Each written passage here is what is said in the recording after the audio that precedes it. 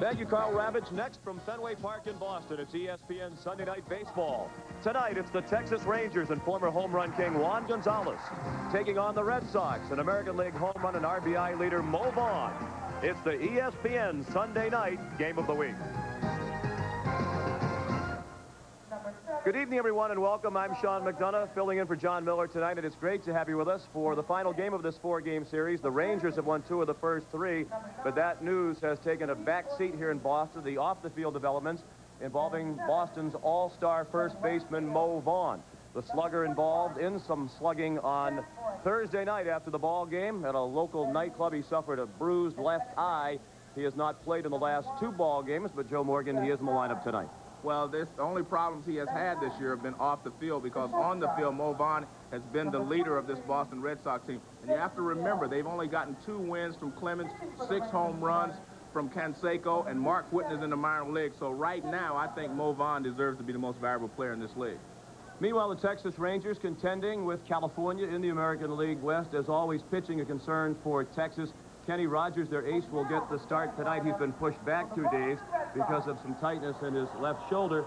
But as usual, Joe, the Rangers are relying on hitting. Well, they've got a healthy Will Clark back, and they also have Juan Gonzalez for the whole second half. And anytime you have 2 hitters with those 2 potential, you have a chance of winning your division. They've also gotten a good first half from Mark McLemore.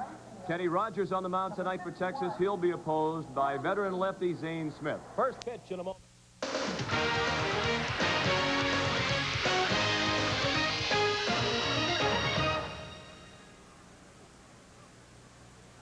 Beautiful night here in the city of Boston. ESPN Sunday Night Baseball comes your way tonight from Fenway Park. The Texas Rangers and the Boston Red Sox. This afternoon, some good news for the Red Sox in that Detroit was swept in a doubleheader by the California Angels. So the Red Sox will take the field here tonight with a 4.5 game lead over the Tigers. Baltimore within 5.5. Of course, that good news for Boston is bad news for the Texas Rangers and their fans, as they lost a game in the standings, with California winning 2 today, and the Angels lead now a game and a half over Texas. The Rangers of John Oates at 41-31. And as we mentioned at the outset, the Rangers still rely heavily on their hitting, and the big surprise among those numbers, the home runs. Without Jose Canseco this year, with Juan Gonzalez having missed much of the season, the Rangers only 10th in the American League in round trippers. Tonight, Johnny Oates has Otis Nixon leading off and playing center field. Mark McLemore is in left field. Will Clark bats third at first base. The cleanup hitters, the DH, Juan Gonzalez. Ivan Rodriguez, the catcher, bats fifth. Batting sixth and playing third base, Luis Ortiz. Jack Boyd is in right field. Jeff Fry, the second baseman, and the shortstop, Benji Gill, will bat ninth. And the Red Sox just now taking the field, and Mo Vaughn back in action. As you can see, the left eye still puffy and swollen. He also has a swollen lip. He was involved in an altercation Thursday night after the ball game at a local nightclub, and he says he feels 100%. Red Sox hope that Zane Smith can get back close to 100%. As you can see by those numbers, he's still in the rotation basically by default. Well, this is basically the Zane Smith that most people felt that he would become throughout his career. They say, well, how can he win? But he's been a continuous winner throughout his career, and now he's struggling. But Zane Smith is a smart pitcher, uses a lot of different speeds, changes speeds well, and he knows how to pitch. Number 61. And let's take a look at the Boston defense. I think the key here is John Valentin at shortstop. He has played very, very well, and he's also started to hit with some power. He's been a very happy addition to this Boston Red Sox defense. And the Red Sox defense has been suspect throughout the year. They are 12th in the league in team fielding. Texas is 13th. The only team that has fared worse defensively in the league is Chicago. Before tonight's game, Joe Morgan had a chance to speak with Mo Vaughn. I thought there was some disrespect involved, and I would have went at it as a man should go at it. I don't regret what I did. What I regret is something that, you know, because I've been in the community here with the kids, and because I've been with the fans, you know, it's a shame that something like this had to come about. But in no way, shape, or form am I going to change my attitude. In no way, shape, or form am I going to change what I do here in Boston, what I do here throughout the country. Well, the one thing that impressed me about Mo Vaughn is he said it's not going to change his outlook on the community and how he views the people here in Boston. He considered this to be an isolated case, and he just has to be careful in the future. And I think that comes for all professional athletes. You're competitive as individuals, but you have to realize usually the people out there have more to lose than you do. And I think Mo Vaughn realizes that now. He is enormously popular here in Boston, not only because of his playing ability, but also because he does a tremendous amount in the community. Otis Nixon leads off. Switch hitter batting .287. First pitch of the night, a strike from Zane Smith. Of course, Nixon last year played for the Boston Red Sox. He and Luis Ortiz went to the Rangers in the deal that brought Canseco to Boston. And the Rangers have tried to change their entire outlook with that trade. They felt that they were just known as a home run hitting ball club, and you could pitch to them, and if you pitch well, you could get them out. Now they've tried to make a team that can manufacture runs, and Otis Nixon is the start of that. If he can get on base, steal some bases, just get the offense started, not wait for the 3-run homers all the time. Different Texas team than we've seen in the past. And last year when he was with the Red Sox, Boston took on a different look. These two teams similar in that regard. They haven't had the prototypical speedy leadoff type. That's what Texas was looking for when they made the deal with Boston. Of course, the Red Sox were hoping that Lee Tinsley would be able to step in and take Nixon's place, provide some speed, and he has done that.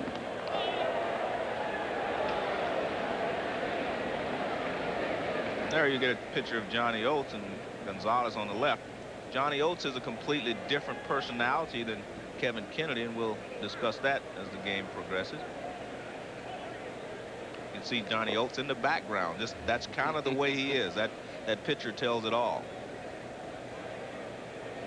I'm happy for John Oates that things are going well for him in Texas. He's definitely one of the good guys in the game. Was affected somewhat by the pressure cooker in Baltimore with high expectations, brought on in part by an owner who wants desperately to win, Peter Angelos. Now he's in a slightly less pressurized environment in Texas and has the team 20 games ahead of where they were last year. They were 10 games under when the season ended last year. Now they're 10 games over, and Nixon is called out on strikes as Smith hit the outside corner. Well, that's what Zane Smith does for you. He will throw a lot of change-ups, off-speed pitches, and then he will sneak the fastball by you. This is a fastball on the outside corner, and he catches Otis Nixon looking. And again, he changes speeds well. He knows how to pitch. He knows when to use the fastball. First pitch to Mark McLemore is a strike. Talk to the Rangers. They'll tell you that McLemore was their MVP of the first half. Played a number of different positions. Played well everywhere he's been asked to play and has done the job with the bat in his first season with the Rangers. In this day and age, the more positions you can play, the more valuable you become to your ball club, and especially if you can play those positions well. Hit on a hop at the second baseman Juan Bell, and he throws McLemore out for the second out of the inning. That's the way the small Texas hitters are going to have to hit Zane Smith. They'll have to go the other way if they expect to have any success. Of course, Juan Gonzalez and some of the stronger hitters can hit him any place they want, but most of your singles hitters will have to go the other way. Will Clark hitting .298. His power numbers down as a result of several nagging injuries. At the moment, an elbow problem, a groin pull, as Will thinking primarily about just trying to line drive the ball around the ballpark, not necessarily try to jack it out. Well, as I talked about Zane Smith being a smart pitcher, Will Clark is a very smart hitter, and he knows what his strengths are at this time in his career. And that's at the second baseman, Juan Bell. Mo Vaughn will come up in the bottom of the first for the Red Sox. The Rangers went in order in their half of the first. The Red Sox getting ready to come to bat for Kevin Kennedy. Red Sox among the league leaders in average home runs and runs per game. Averaging 5.4 runs per ball game. Third in the league. Tonight they have Lee Tinsley leading off and playing center field. Willie McGee in right field. Mo Vaughn at first base. The cleanup hitter, the DH, Jose Canseco. Tim Naring is at third base batting fifth. Batting sixth at shortstop, John Valentin. Troy O'Leary is the left fielder. Mike McFarland behind the plate, and the second baseman Juan Bell will bat ninth against Kenny Rogers. And Kenny Rogers got off to a great start. He is now 8-4, but he has struggled a little bit in his last few outings. There you see he's given up 90 hits in 94 innings pitched. Take a look at the pitches that he throws. That's a four-seam fastball that he throws. This is his sinker. That's his curveball, the one finger, and his slider. And he also throws a circle change. So he uses all of his pitches during the ball game, but he really relies more on the sinker. When he is sinking the ball well, he gets away with a lot of ground balls. There you get a look at Otis Nixon in center field. He's the key to their defense. As Sean mentioned, both teams struggle defensively, but especially on the infield for the Texas Rangers. But Otis Nixon has made them a pretty good defensive outfield. Covers a lot of ground in center field, as does Lee Tinsley, the man who took his place after Nixon was traded to the Rangers. First pitch of the night from Rogers, a strike. Tinsley batting .287. He's a switch hitter and a better hitter left-handed, batting .255 from the right. And because they had a left-handed pitcher going tonight, he was really working hard with Jim Rice before the ball game on trying to take the ball back through the middle and to the right side. And it's 0-2 as Rogers was in with the breaking ball. Joe mentioned he's struggled lately. Kenny has won only one of his last 6 decisions. The pitching coach Dick Bosman says the pitches have been up. They hope he can get the ball back down around the knees.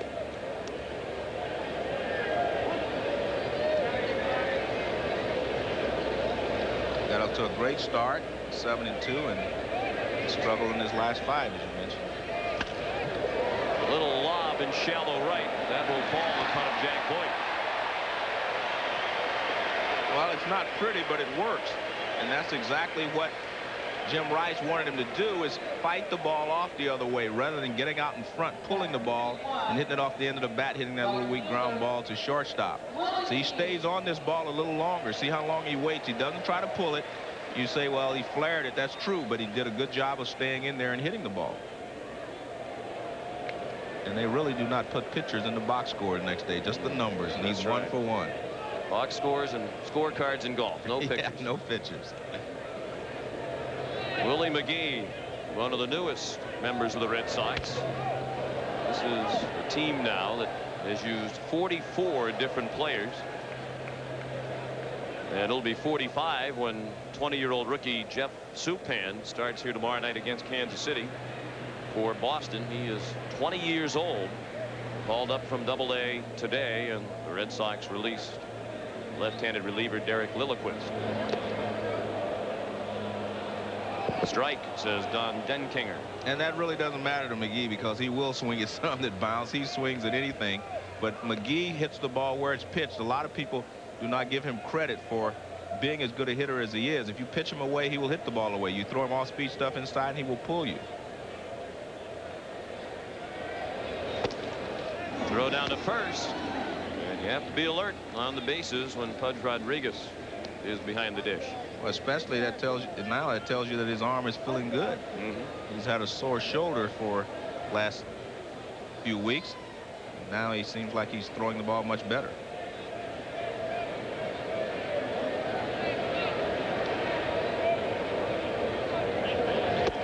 And McGee strikes out.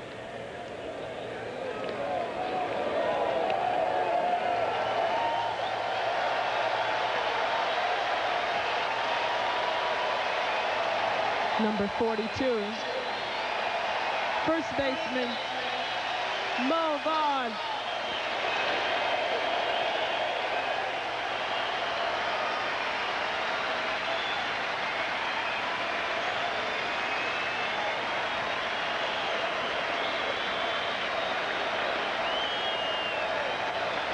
Well, I'd say Mo remains enormously popular here in Boston.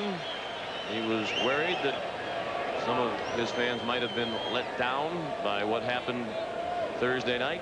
At least with the 30,000 or so here tonight, he doesn't have to worry about it. And I don't think this is just for the 24 home runs, 63 runs batted in, Sean. I think this is for his involvement in the community in and around Boston. And people know what he does off the field for the kids and for the fans here in Boston. Tinsley back to first. Doesn't hurt that you have 24 home No, runs, it 63 RBIs, though. Mo Vaughn has been recognized by the mayor of the city of Boston, Tom Menino, for his work in the community. He's very actively involved in his youth center.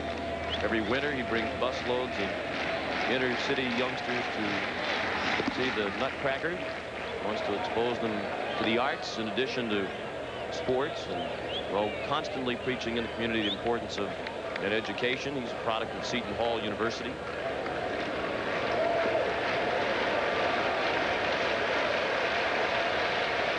No score. We're in the bottom of the first. Tinsley at first with 1 out. Good breaking ball by Rogers to even the count at 1 ball and 1 strike. Kevin Kennedy was using a little bit of psychology on Mo today. He was taking batting practice and he wasn't sure he was going to play yet, and he finally said he could play. So Kevin said, man, you don't know how much you just ruined Kevin Rogers' day. He was hoping that you would not play. He said he's afraid of you. Well, Mo does have 2 career home runs off Kenny Rogers in only 11 lifetime at bats against the lefty. On 4 for 11 lifetime against Rogers. 2 homers, 3 runs batted in.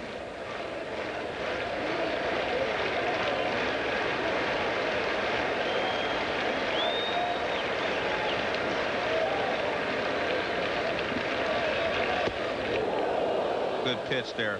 After a slow curveball for a strike, he threw the fastball up and in, and that's where you want to follow the good breaking ball away. Watch where this pitch, right up and in. You can see he's a little late on it because he was not picking. He didn't pick up the speed right away. He was still thinking that might be a curveball. A good fastball right by him. But now he's set up for just about anything.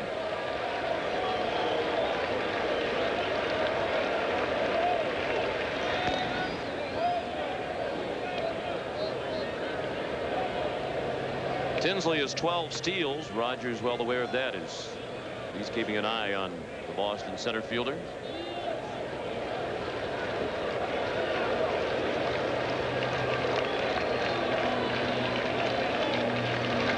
Short delivery, and Vaughn strikes out. And that's not a big surprise. He's among the league leaders in whiffs. Well, he made some good pitches on Vaughn. I mean, the one pitch that Vaughn had to hit was the first curveball, but he took it. He was looking for something else, and then he threw a fastball up and in. He set him up. Now he throws him that little sinker down and in, and not much Mo can do with it. See, if you chase the pitches out of the strike zone against Rogers, he'll eat you alive. Vaughn, we should note, has not had any vision problems related to the puffy eye.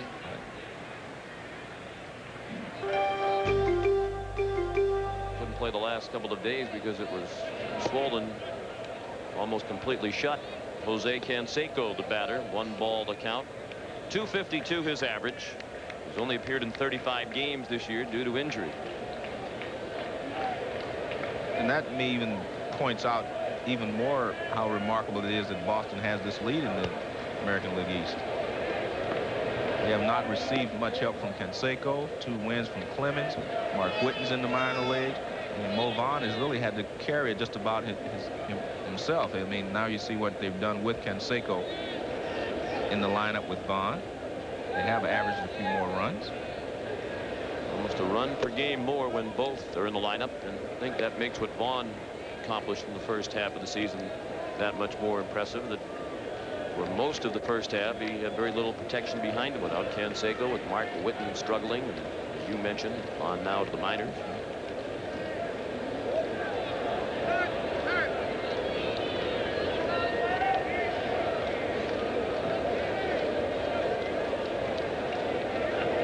Of the Boston run is if they can get Clemens back and get Canseco back, you know, producing as they have in the past, they should have a great second half.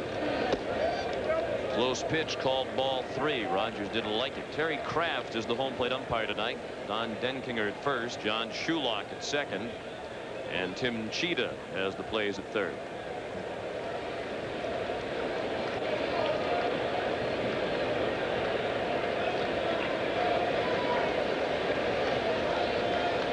The 3-0 was not close.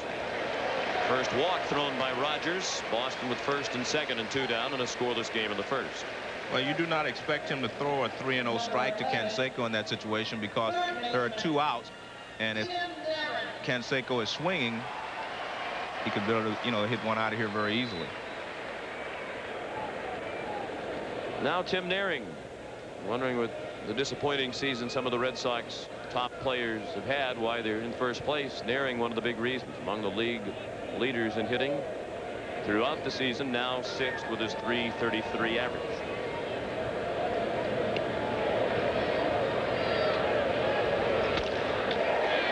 The short, and Benji Gill goes the short way to end the inning. The Red Sox leave 2 in the first, and after 1 there is no score.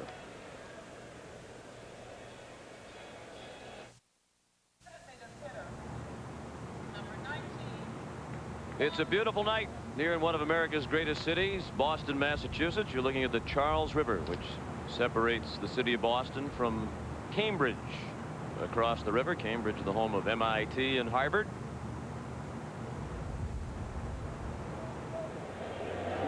And Juan Gonzalez begins the second. In a scoreless ball game, the Rangers went in order in the first against Zane Smith. Gonzalez with impressive production and limited playing time this year due to back trouble. 35 runs batted in 37 games. And as a result of that back injury, he is almost exclusively a DH these days.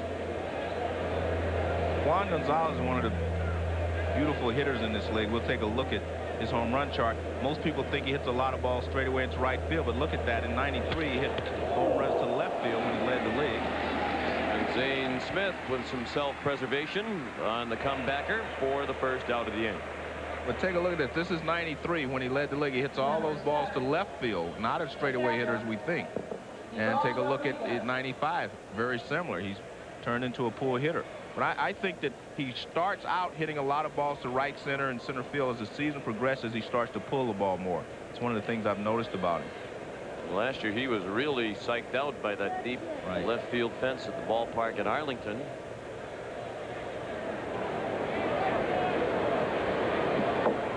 And when he's healthy, you know he's going to produce. He's going to hit a lot of home runs because he just has a natural home run swing. Now Pudge Rodriguez, the all-star catcher, having his best year with the bat. .330 his average. 8 homers, 35 runs batted in. Started the day 7th in the league in hitting. And he hits that a long way to center. And Tinsley has it.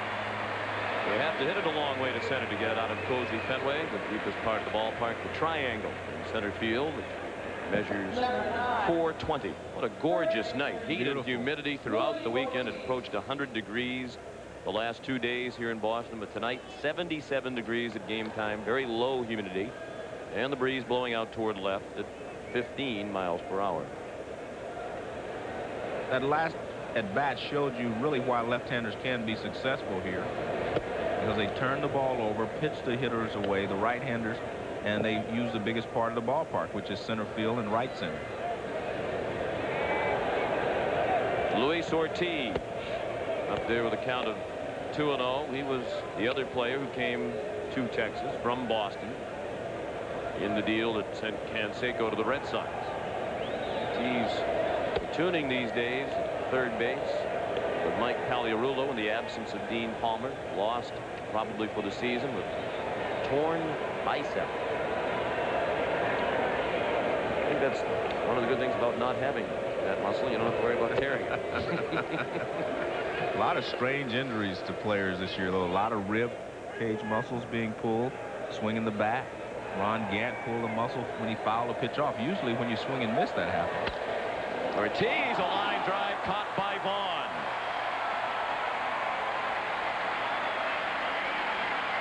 Ortiz hit a bullet, and Vaughn reacted quickly, diving to his right to end the inning.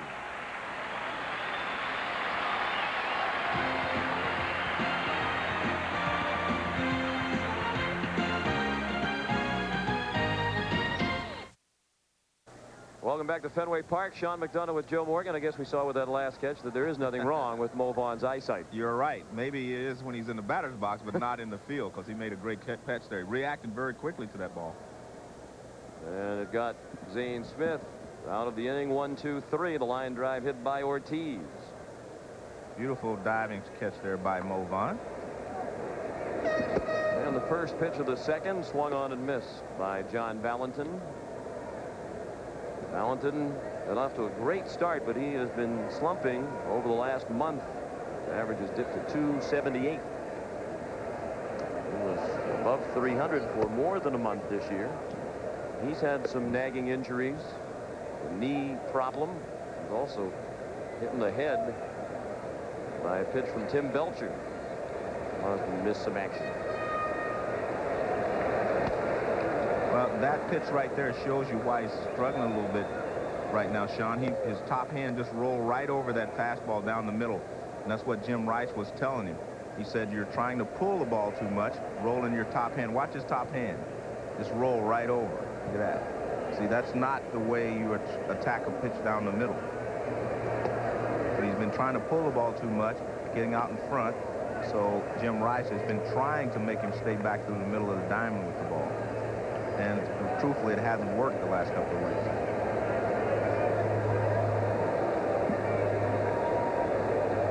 2-2 pitch. Pulled down the line, just foul. Well, despite his recent slump, Valentin still the best shortstop in baseball and slugging over the last 3 years. Well ahead of Barry Larkin and Cal Ripken. That's interesting, you know, and it's not, as you mentioned, that's a 3-year period, not just this year. So Valentin has shown that he does have a very good pop, has a very good pop in his bat. Jim Rice, the hitting instructor for Boston and former star here in Boston. Chop to the left side. Ortiz couldn't play it. Gill did for the out.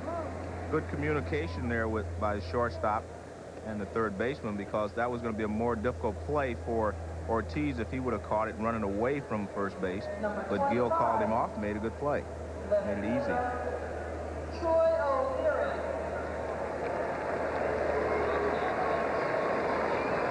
Watch this. Ortiz, that's a tough play for him running away from the play. Gill comes in and catches it and can throw on the move right towards first base. Good play. Troy O'Leary, the batter. The breaking ball on the inside corner. Here's another big reason the Red Sox are in first place. He's third in the league in hitting, starting today's action at .346, trailing only Edgar Martinez of Seattle and Chili Davis of California. This is a player who was waived back in April by the Milwaukee Brewers. Picked up to be a reserve outfielder for the Red Sox, but then when Mark Whitten struggled mightily with the bat, O'Leary got a chance to play, and he has not relinquished his starting role.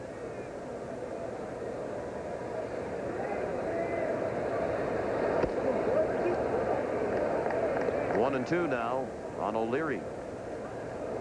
He's riding an 8-game hitting streak.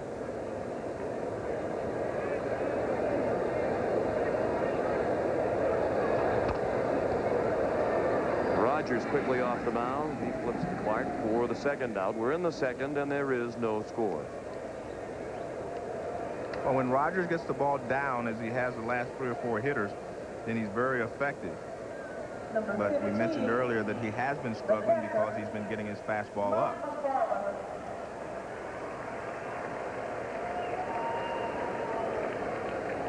Mike McFarland hitting .212, 10 homers, 31 runs batted in. When you just look at the numbers on the surface, the .212 is very poor, but he's had a lot of big hits for the Red Sox, game-winning situations, home runs late in the ball game. So he has contributed, but I'm a little surprised because McFarland's a much better hitter than the .212 batting average. But it could be this monster has caused him some problems too. He's trying to hit it at every at bat. And some here locally would suggest that it could be the amount of playing time that he has received. This is the 72nd game of the year for the Red Sox. They'll reach the midway point of their season after tonight's game, and McFarland has played in 62 of them. He had a rare night off last night. One of the things that Kennedy mentioned to me is he's going to have to start resting some of his players because they're going to have quite a few games in a row in this next month. And he's going to start taking hitters out of the lineup, giving some guys some rest just so they can be fresh down the stretch. Vaughn had played in every game this year prior to sitting out the last two with the bruised eye.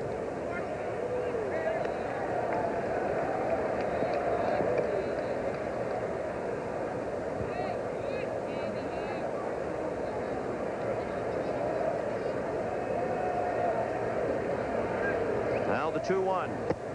Swung on and missed. 2 balls, 2 strikes, 2 outs. Nobody on. No score in the second. So far, this looks like vintage Kenny Rogers. He's throwing through a changeup there in a 2-1 situation. He knows the hitter's looking for a fastball and gets the hitter to chase it.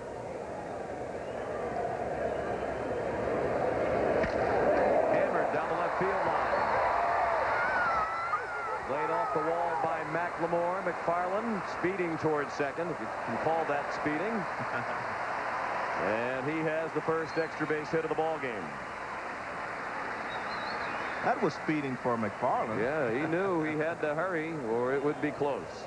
As soon as I give Kenny Rogers a pat on the back for keeping the ball down with the changeup, this pitch here is up, and this is where he's been getting hit. Right there, pitch up, and McFarland drills it into the corner. See that? Above the belt. Anytime a sinker ball pitcher gets the ball above the belt, he's flirting with danger, and McFarland makes him pay for this one. Now he's in scoring position. Actually, I thought they were going to have a shot at him at second base, but he hustled in. And the number 9 batter, Juan Bell. Giving Luis Alicea a night off at second base tonight.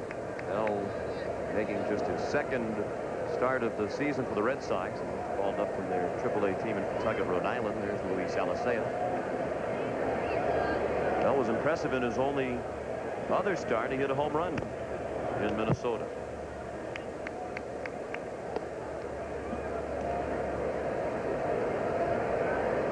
Juan's the younger brother of former Major League standout George Bell. His brother was one of the true RBI men in baseball.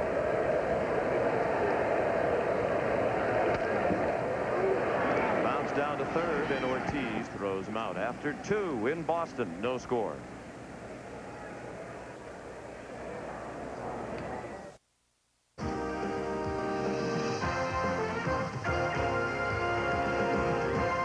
And welcome back to Fenway Park. There is no score as we head to the third.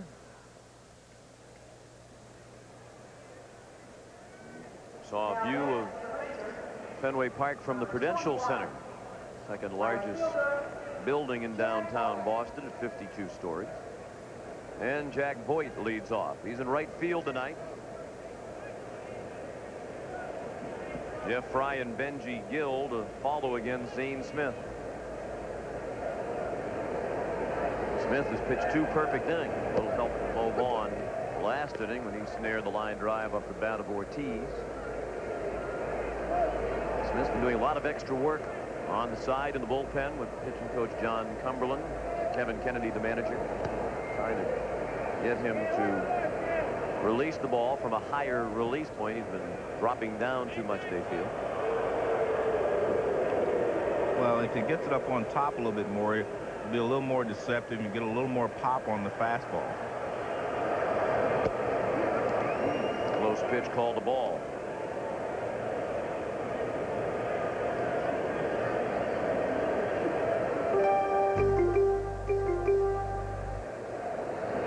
Smith, as we mentioned, more or less still in the Red Sox rotation by default. He has not pitched well, but Aaron Seeley and Von Eshelman, who were in the starting rotation earlier this season, are disabled. Seeley had a setback last night. He could not make a rehab start down in Florida.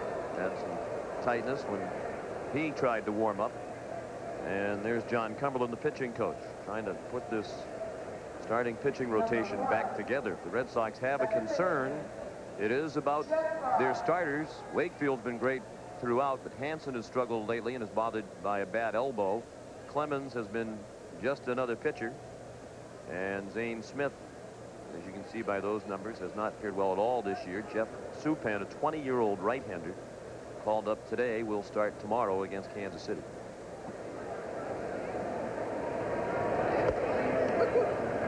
One strike on Jeff Fry. He was originally not in the starting lineup tonight. Mickey Tettleton was going to play left field and Macklemore second base. But Tettleton was scratched when he aggravated a nagging injury that was bothering him, a rib cage muscle pull. You talked about the rib cage muscles. It's an epidemic, and Tettleton, one of those affected by it. I'm wondering if there could be a couple of causes. A lot of hitters are going to lighter, thinner handle bats, and they're using their bodies a little bit more than they did in the past. With a heavier bat, you didn't get the chance to use your body as much. And that may be some of the reasons they're pulling the rib cage, because they're really turning with their bodies.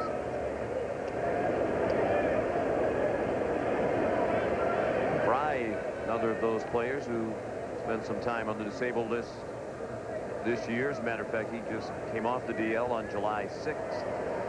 So 2 stints on the disabled list this year with a pulled right hamstring. Shoots it foul to the right. Again, I think that's the proper approach for someone like Jeff Fry, to take a guy like Zane Smith and go the other way or back through the middle. I don't necessarily believe in going the other way. I believe you try to hit everything back through the middle. The ball sinks away, you'll naturally hit it the other way. If it's inside, you'll go ahead and pull it. Chopped over the mound, Valentin to Bell, and Vaughn with the scoop. Double play, 6-4-3, 2 outs and the base is now empty in the Texas third. I tell you what, one of the things I've noticed on SportsCenter each night is watching Mo Vaughn scoop balls out. I tell you what, he's known for his offense, of course, and sometimes a guy who does hit well, their defense is overlooked. But I've seen him make this play quite often, just scoops it out. Good play. Should have been a routine double play. Should have been a better throw by Bill. He got a little pressure from Voit, but should have been a routine double play. Now Benji Gill. Mentioned when Vaughn struck out, he's among the league leaders. He's whiffed 80 times this year now. The only man who struck out more often in the American League this season is Benji Gill. 85 strikeouts, but Rangers are pleased with his development. He's been solid defensively, and even though his average has dipped lately, he has had some big hits. Well, he has good pop in his bat. I mean, the ball jumps off of his bat, and when he makes contact, he puts a charge into it. But as you mentioned, 85 times he has not made contact this year. But I mean, he's learning, and as you mentioned, you know, they've been waiting for Benji Gill for a long period of time there in Texas, and now they finally think he's here to stay.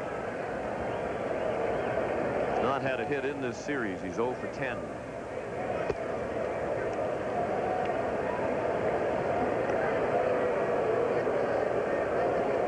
As a hitter, you hate to play 4-game series, because by the end of the 4th game, they know exactly how to pitch you.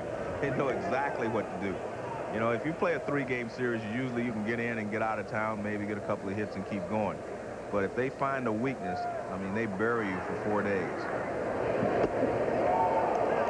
We have talked a lot in the past about speeding up the game, and you and I both agree if they call more strikes, yeah, it would speed up the game. And certainly Terry Kraft has not had a very generous strike zone for either pitcher tonight. Hey, on the roof at Fenway. Wow. Yeah. Nice night to be sitting up in the roof boxes. Short trip to the concession stand. Talking about a new ballpark here in Boston. The Red Sox management says it would like to be in a new facility by the year 2001. You know what Roger Clemens' take on that was? He said, why don't you dig down about a foot and take this stadium and put it someplace else. He likes Fenway Park, and obviously if they do move, they'll probably try to keep some of the characteristics of this ballpark intact in the new stadium and just make it a little more comfortable for all the fans who come out to Fenway. Because of its age, it opened the week the Titanic sunk. They have to spend a lot of money every year to maintain this ballpark, and in this day and age of baseball economics, 33,000 seats isn't going to get it done. They hope to be in a ballpark of about 48,000 seats, Camden Yards type park, right on the harbor in downtown Boston. Nixon fouled one away, 1-2. The count on Otis. With 2 outs, a runner at first. Smith has walked 2 in the inning. I think another point that's overlooked sometimes, with only 35,000 seats here, not going to get too many all-star games here either. That's right. You know, so you want a park that will be able to, you know, host a Midsummer Classic. As the Rangers just did in their new ballpark in Arlington.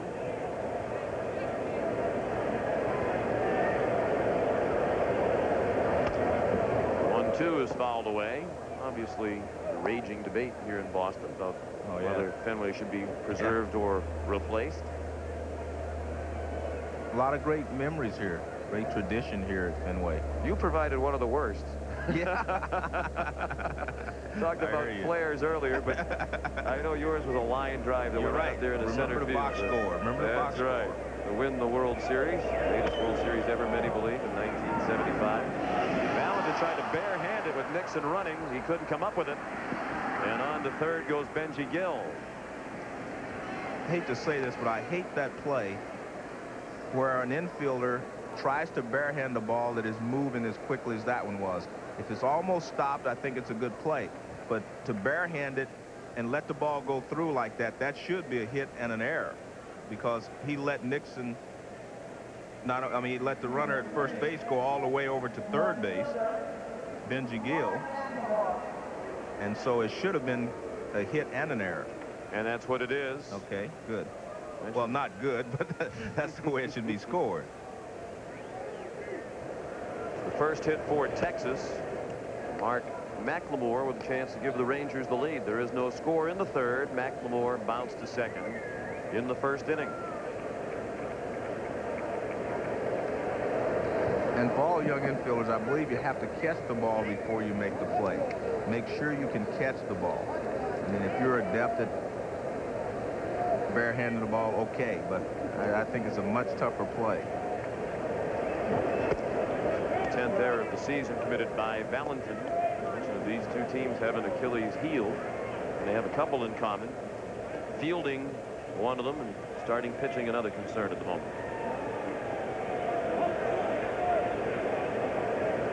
And a lot of times your defense really puts more pressure on your pitching staff. It makes your pitching staff look worse than it really is, because some of the hits, balls that are scored as hits, should be made, plays should be made if you're a good defensive team. And now Smith's gone to 3-0 with McLemore. Maine has already walked 2 in the inning. The first one cleaned up on a double play ball. It's bench coach Tim Johnson, who you saw alongside Kevin Kennedy. 3-1 now on McLemore. I think as the game progresses, if you're Johnny Oates and you get a hitter like McLemore 3-0 with Zane Smith, you have to let him hit, especially in Fenway Park, because he's going to get a fastball down the middle, as McLemore did there. Well, he's walked 3 in the inning. Rangers haven't had the ball out of the infield in this inning, but they have the bases loaded. With 2 down, and John Cumberland, the pitching coach, goes to the mound.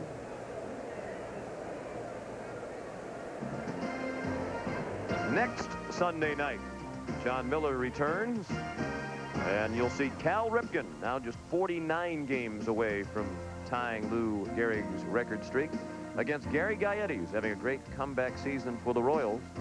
Baltimore, Kansas City next Sunday night, 7:56 Eastern Time, 4:56 Pacific, right here on ESPN.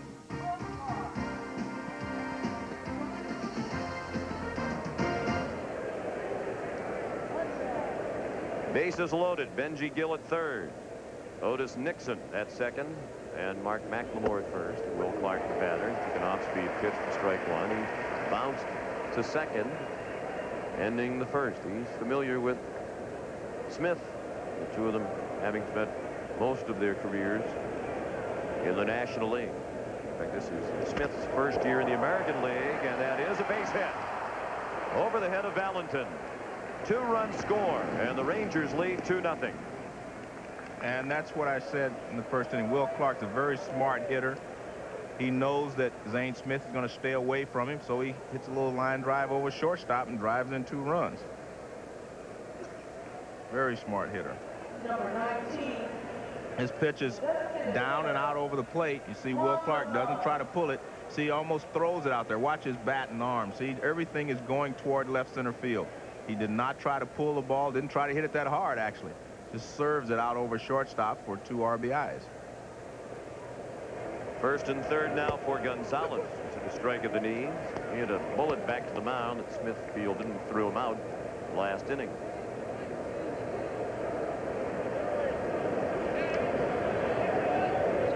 I don't think you'll see Gonzalez trying to serve it anywhere. No. Except in the Charles River that we saw earlier. Up behind the left field wall. He does not get cheated.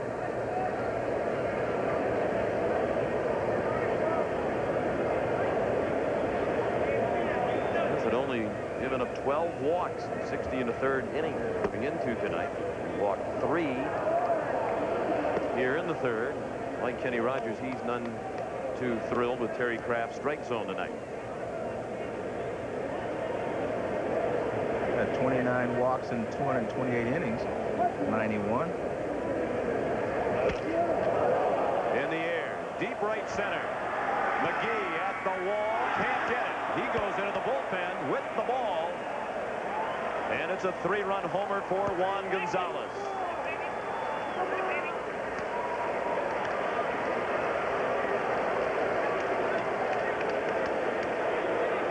Well, they're claiming that McGee caught the ball. No chance. It bounced, and then he bounced when he went over the wall. 14th homer of the year for Gonzalez. And he continues to average right around an RBI per game. Now has 38 runs batted in 38 ball games. This is why I say he's beautiful to watch. See, that pitch is away, and he just goes out and gets it. And hits it over one of the deepest parts of this ballpark. There you see McGee trying to make the catch, and just barely over the glove of McGee, and the ball bounces in the bullpen, but I saw some of the pitchers run and put it in his glove. No chance of getting away with that. That home run, the 154th of Gonzalez's career. He's now the Rangers' all-time leader in homers, all by himself. He started the night tied with Ruben Sierra, top of the Rangers' all-time home run list. And that's what makes the Texas Rangers so dangerous. When you have a healthy Will Clark and a healthy Juan Gonzalez hitting in the third and fourth slot, you're going to score some runs. They've scored 5 here in the third. And Mike Mannix has started warming up in the Boston bullpen.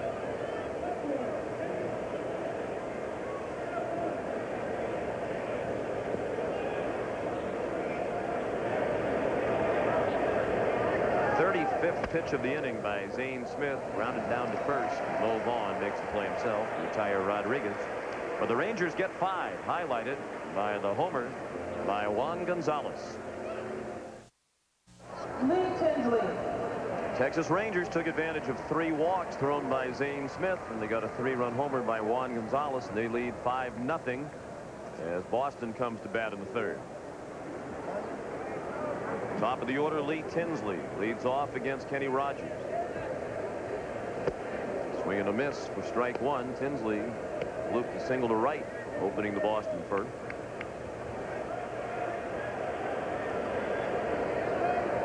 Mentioned earlier, when Nixon was traded to Texas, the Red Sox hoped Tinsley would be able to be the everyday center fielder, but they weren't certain that he would. He was a career .214 hitter in the majors entering this year, but thanks in large part to the work he has done with Jim Rice, he's become a much better hitter, and another one of the pleasant surprises that has helped Boston reach first place. Ortiz was playing in, 1 out.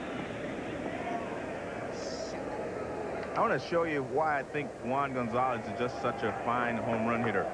Now watch his lower body. Now watch where he strides to. Now right there, he's in perfect hitting position. Now the ball's away. Watch what his upper body does. His upper body goes to the ball. It goes out there to hit it. It does not pull off this way. See, that's how he extends out. Just a great swing there. And any ball middle of the plate out, he can handle it. And a lot of sluggers can only handle the ball middle of the plate in. But he goes to the ball with his upper body. He strides to the same spot every at bat and every pitch. But he goes to the ball with his upper body. That's, in my opinion, what makes him a consistent home run hitter. Not a lot of players can do that. That's quite a body now as well, 235 pounds. They list Gonzalez. When they first started scouting him when he was 15 or 16 years old, he weighed 150 pounds. That's what I weighed when I started.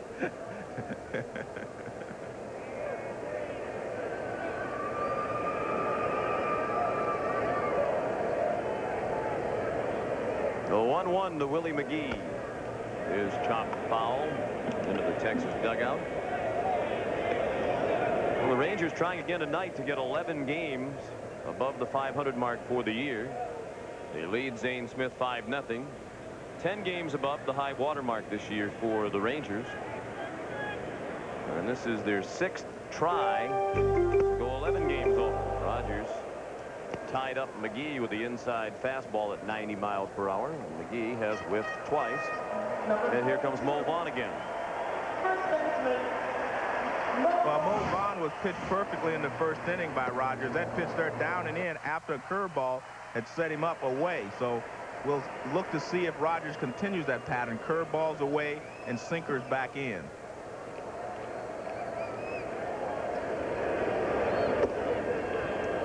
That's a little slider away.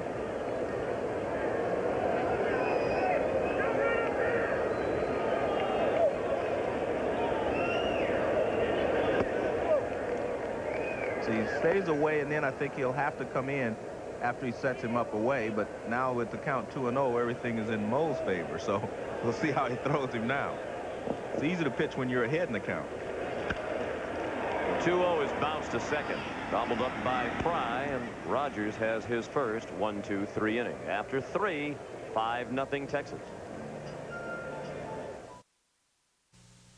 Welcome back to our Sunday night broadcast. Gary Miller in the studio, keeping you up to the second on other games, including this in the bottom of the 14th inning. J.R. Phillips the other way off Doug Brocail. It's his 5th of the year, a game that lasted nearly 5 hours. The Giants pulled out 7-6. Back to Fenway. Thank you, Gary. While we were away, a terrific play made by Tim Naehring on the first pitch of the inning to Luis Ortiz. He hit a bullet down to third, and Naehring a great diving backhand stop. Well, you get a great view of it here. You see how quickly Naehring reacted to that ball. Makes the stop, comes up and throws a strike to first base. And Ortiz is retired, but that was just a great look from that position. Not a very nice way for the Red Sox to treat their former teammate Luis Ortiz. He was the guy who hit the ball that Mo Vaughn made the diving catch on in the second inning to end that inning. And now Naehring robbed him of an extra base hit. Jack Voigt led off last inning with a walk. Was erased when the next batter, Fry, hit into a double play. 2 outs and the base is empty, but then all of the damage was done to Zane Smith. Next 5 men reached and all of them scored. Capped by the home run, 2 men aboard by Juan Gonzalez.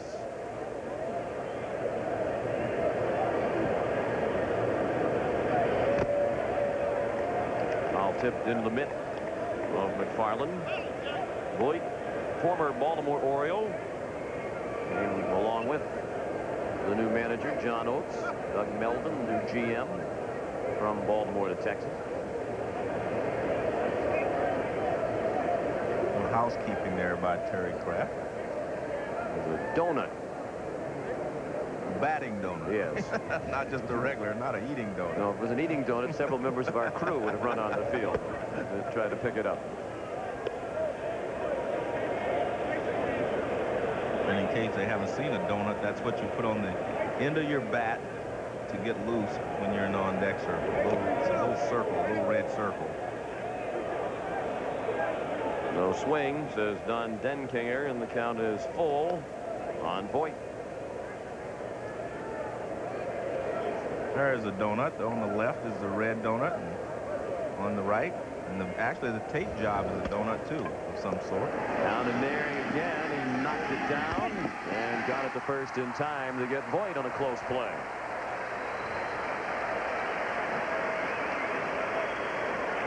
Well, as a third baseman, really that's what you have to do. Keep the ball in front of you. You can knock the ball down At third base, first base, and second base, you can knock the ball down. As you see him get way down on one knee, not about to let the ball get through him. Quickly on top of it and throws him out. The only place you have to catch the ball cleanly almost every time is shortstop. Second base, first base, and third, you can knock it down and throw him out. Shortstop, you better catch it cleanly. Well, Jeff Fry, who went into a 6-4-3 double play last inning. Rangers batting in the fourth, leading 5-0. Trying to make it 3 out of 4 in this series. Played well in this ballpark lately. Won 7 of their last 8 against the Red Sox here at Fenway Park. And the Rangers record 41-31 matches best start in club history after 72 games. We're also 41-31 in 1976. Dramatic improvement in the first year under Johnny Oates. 1-2. Struck him out. A 1-2-3 inning for Zane Smith. He is fan 2. Jose Canseco leads off when we come back. The designated hitter. Sean McDonough with Joe Morgan back at Fenway Park in Boston. Rangers lead 5-0. In game 1 of this series Thursday night, they led 8-0, and the Red Sox mounted a dramatic comeback. Bob Tewksbury surrendering this mammoth home run to Jose Canseco through the light tower, estimated at 444 feet. Red Sox got with an 8-7 in that ball game and 9-8, and their rally fell short. They lost the game 9-8. Rogers' first pitch to Canseco, foul over the roof to the right. Sean, if you're the Boston Red Sox, you're really not concerned that the Detroit Tigers or the Yankees are chasing you. You have to worry about yourself. And I think there is some cause for concern. You need Canseco back. You need Clemens back. Because you can't expect O'Leary and Naring and these players to keep hitting 340 and picking up all the slack. You have to get some production from your big guys. And so they need Canseco to come back and get hot. They need Roger Clemens to win a few games the second half. They're going to hold on to this lead they've built up. Because if you look back, they were 25-12 to start off with, and they've gone 15-19 since that time. So there is reason to be concerned, but the other teams that are chasing them aren't doing much better. That's right. Especially lately. Canseco a big hack and a miss for strike 3. He had walked back in the first, and Kenny Rogers is now retired 5 in a row. That's his 4th strikeout of the night. Well, this is a similar pitch they threw to Vaughn. That's a curveball that's down and out of the strike zone. You see Canseco, when he buckles right there, you're finished. When you buckle, he was out in front. His left shoulder had already gone. When you buckle like that, you have nothing left. All you can hope to do is foul it off. Tim Naring, the hitter. Ball 1 low. Naring bounced out to end the first. Red Sox largest lead in the American League East this season was 9 games back on June 7th. Detroit losing the doubleheader today to California. It is 4.5 at the moment, so the lead's been cut in half, and it could be a lot worse for the Red Sox, as you mentioned. And there's a long way to go. You're going to need some production from your big players. But Kevin Kennedy's aware of that. He knows he has to get some help from the players he counted on. There you see the standing. You just have to wonder if the Red Sox continue in this win one, lose one mode that they've been in for more than a month now. That might be good enough with the way the rest of the division is playing. But again, you worry about your ball club, and you say, how far can we go into the playoffs if we're a 500 ball club down the stretch? So again, you can't concern yourself so much with the fact that the Tigers are not putting pressure on you, or the Yankees or the Blue Jays. You have to say to yourself, we have to make ourselves a good team if we expect to go deep into the playoffs. And a big part of their problem during this extended stretch where they haven't played very well is the continuing struggles of the man at the plate, John Valentin. He hit it down to third. Ortiz caught it in the air. No chance to double up Naring. Valentin's 0 for 2. When Boston was thriving early in the year, Valentin was threatening to be in the top 10 in the league in hitting. He's a long way from that now. Well, he's pulling everything, Sean. As you can see, he pulled several pitches in the first inning. He hit that ball hard, but everything is being pulled. And so if anything off speed, he's going to have problems with. Yeah, you can hit the fastball, but you're going to have problems with other pitches. Troy O'Leary is the batter. 2 outs, Naring at first. Texas leads Boston 5-0 in the fourth. All 5 runs last inning.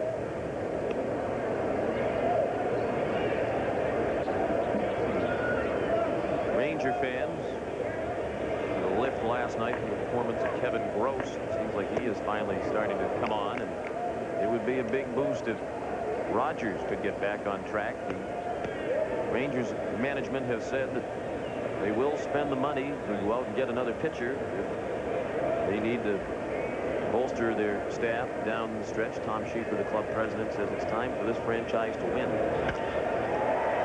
Down the left field line, and McLemore in the corner ends the inning. After 4, Texas 5 and Boston nothing. Been an interesting night for Zane Smith, the Boston starter. He's pitched 3 1-2-3 innings out of the first 4, but in the third, control trouble caused him to face 8 batters. And he surrendered 5 runs, including a 3-run homer to Juan Gonzalez. He's retired 4 in a row since the home run. Benji Gill walked with 2 outs in the third and scored the first of the 5 runs. He'll be followed by Otis Nixon and Mark McLemore. Off the glove of Smith, Valentin throws him out.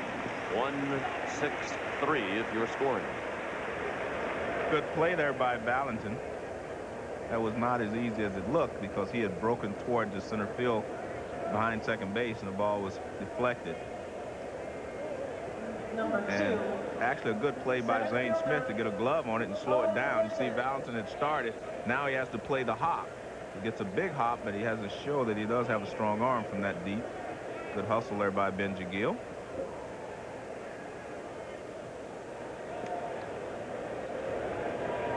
Otis Nixon had the infield single on the ball that Valentin tried to barehand. Valentin couldn't come up with it. Naring in on the edge of the grass at third. Vaughn even with the bag at first. Nixon's 1 for 2. He struck out leading off the ball game. 1 ball, 1 strike on Otis.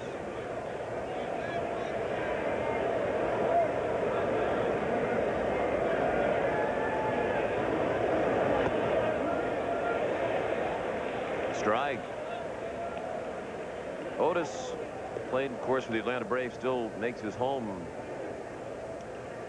in Atlanta. He was at home the day Andre Rison's house burned down. They were neighbors. Otis thought someone was having a barbecue, but it seemed a little odd at 6 o'clock in the morning.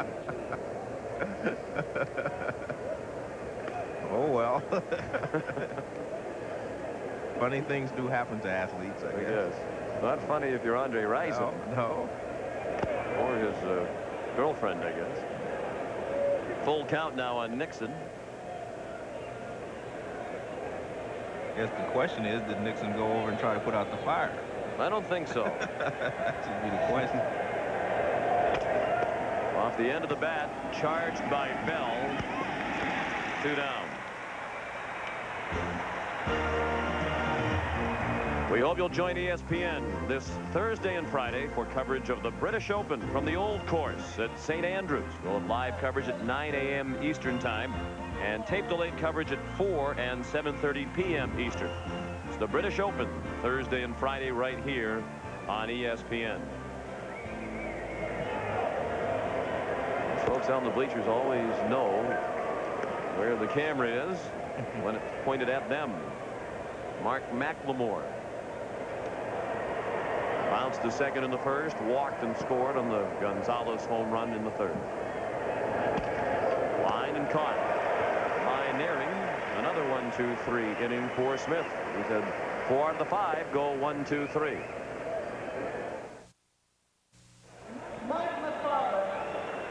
Kenny Rogers has shut out the Boston Red Sox on 2 hits through the first 4 innings. He'll face batters 8, 9, and 1 in the home half of the 5th here at Fenway Park. Mike McFarland, Juan Bell, and Lee Tinsley coming up. Marlin has one of the 2 hits. He'll have to wait as something has come onto the field in center field. Marlin doubled to left field in the second with 2 outs and was stranded.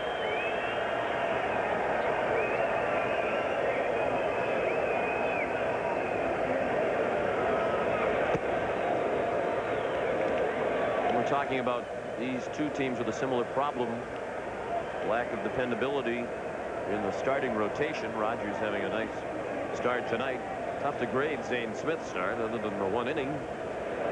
Yeah, Been a decent start, but that was quite an inning. And you know, that is difficult if you're Kevin Kennedy to say to yourself, is this a good start or is this not a good start? You're down 5 runs. I mean, you say, well, that's not a good start, but you look up and you see 4 zeros in the other innings. So it's difficult to evaluate whether this is a positive start for Zane Smith or not. It was not as difficult for Kevin Kennedy to evaluate the start of his starting pitcher Thursday night in game 1 of the series. Roger Clemens was shellacked by the Rangers, allowed 8 runs in 4 innings plus, and I guess it's good news, bad news after the game when Clemens said he felt fine. There wasn't anything physically wrong. If that's the case, you have to wonder how something like that could happen to a guy like Clemens.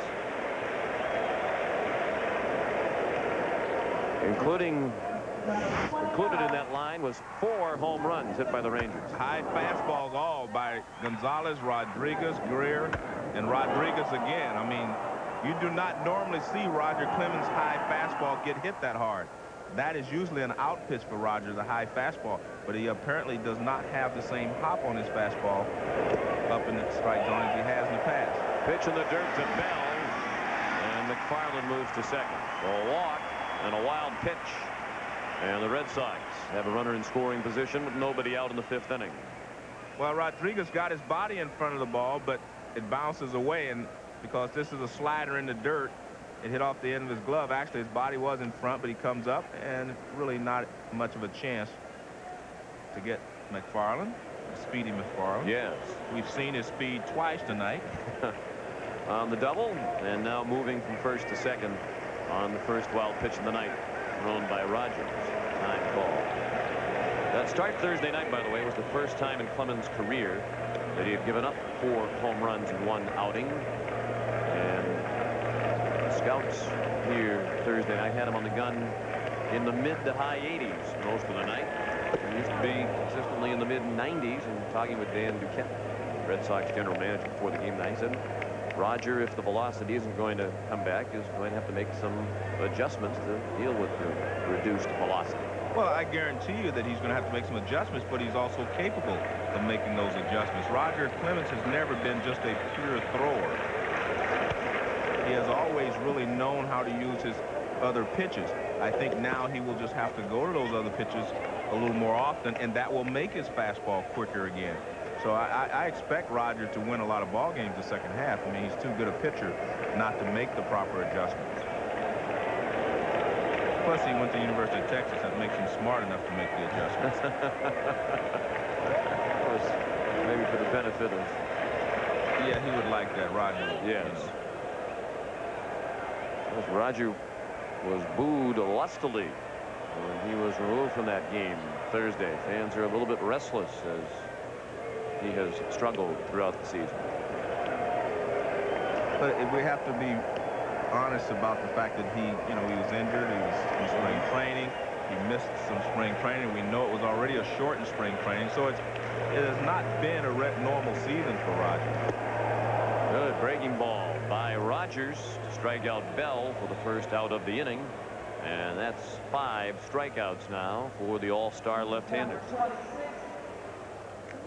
Let's take a look at this one-finger curveball. You can see the finger off the curveball. I would wonder if the hitter can see that. There you see how he holds his curveball. In a lot of cases, when you're standing in the batter's box, you can see a finger hanging off the ball. And in this case, you know it's a curveball because when I played, I could see on the changeup, you could see their fingers off the ball. You know it's a changeup. But obviously, it doesn't matter tonight. His curveball's working very well. Well, as a hitter, if you see that grip we just saw from Rogers, you know it's either a curveball or he doesn't like you very much. Right. We'll take another look. Now watch, you can see the finger right there. As a hitter, you should be able to see that. I know he's usually moving in full speed, but as a hitter, you're trained to watch for things like that, and you should recognize if a finger is off the ball or if he's gripping it differently. Lee Tinsley looped the single into right in the first, bounced to third in the third. 5-0 Texas in the fifth. One out, McFarland, the runner at second.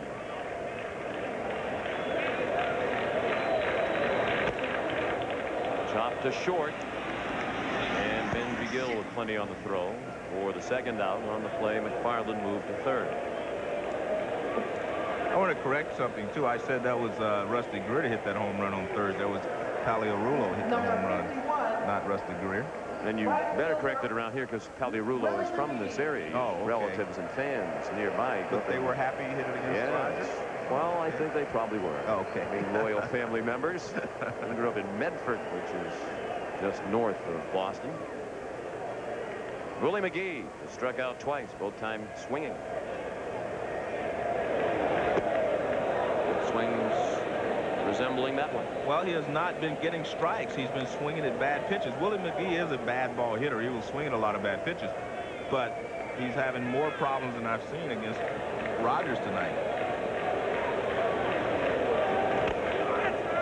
Foul one off his foot. 0-2. Willie McGee, when he was in the National League, he won a couple of batting championships, played on the St. Louis Cardinals championship teams, and he was talking about the fact that coming over here, his role now is to help guys like Lee Tinsley to understand how to play in a pennant race, to understand you can't have too many highs and lows in a season. And I think that's one of the problems the Red Sox have had over the years. Things would be going great and they're up here very high, and then when things happen that hurt them, the bottom would fall out. Chopped down the line. Ortiz wisely let it go foul. The one thing a good team has to have over the course of the season, Sean, is to stay on an even keel. The good teams will always stay on an even keel. Even when they're struggling, they do not panic. But one of the problems here is that they've seen the Boston Red Sox fall from the top so often that every time something goes wrong, the media is ready to jump on it and point that out. So I think that Kevin Kennedy is perfect for this situation. I think Johnny Oates is perfect for the Texas situation. I think this is a very good fit for both of these teams and their new managers. I think they fit well with their ball clubs. And the Red Sox would like to see that man back in action. Mike Greenwell on the disabled list with a rib cage pull. That's a swing. McGee has gone for the hat trick. 3 strikeouts and 6 in all for Kenny Rogers.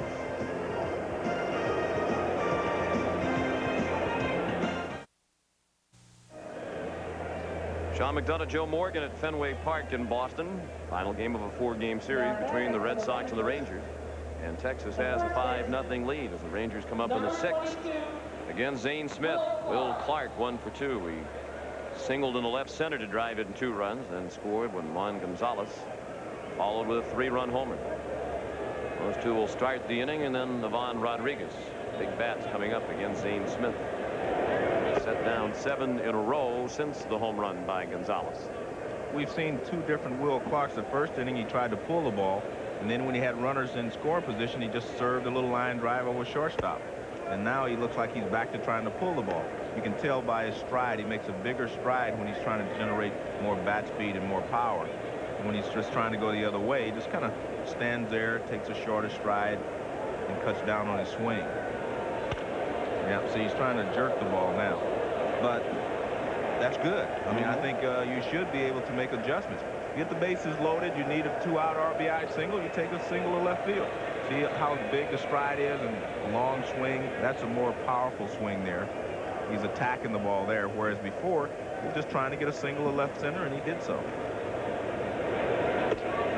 Clark missed the 7 games leading up to the All-Star break with the right groin strain. He's been sizzling since returning to action Thursday for game 1 of this series. He's 8 for 15 since coming back. Now it's 16 runs batted in his last 14 games. We talked about how it's impressive what the Red Sox have accomplished, given the disappointing performances and the injuries. It's really also true of Texas. Gonzalez has missed a lot of the year. Will Clark's had a lot of injuries, not quite the numbers that you would expect from him, as they're contending for first. Troy O'Leary just in front of the warning track, 1 out. Their situation is very similar to Boston's as well, because they've had guys like McLemore who's had great seasons, and so has Rodriguez. The designated hitter, number 19.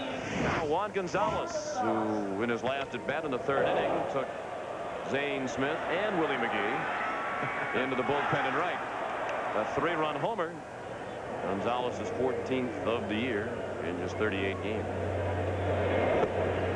And since he has been back, and since he's been DHing a little bit and also playing left field, he has been hot.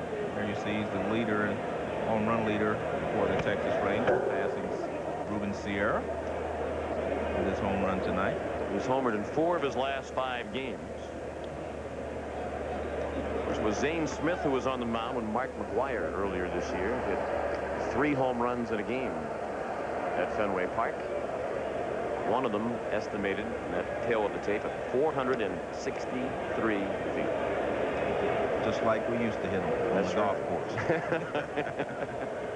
I don't even hit it that far in the golf course anymore. There's a building across the street behind the left field wall, and McGwire hit one that hit the roof, back side of the roof, across the street. Took one hop and disappeared from view completely. 463 might have been shortchanged. McGwire hit 5 home runs over 2 games during a weekend series earlier this year here at Fenway. That is a pitch that Zane Smith has been trying to get all night, Sean, and he finally gets one from Terry Kraft. Down the right field line. And a foul ball. Just foul. Not to say they were strikes before, it's just that Zane Smith has wanted them.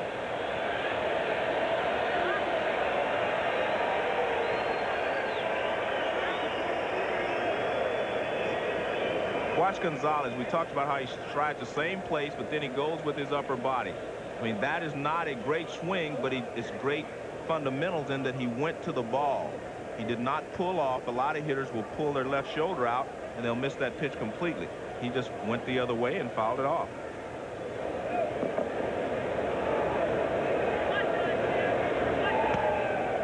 In the dirt, 2-2, 1 out, bases empty. 5-0 Texas.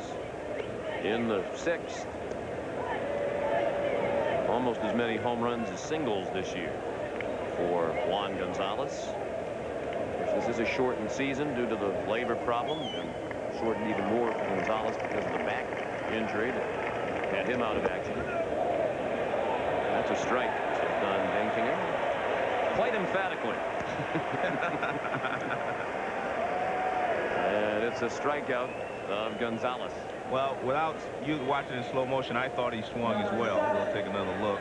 The catcher. Well, maybe not. Very close. Very close.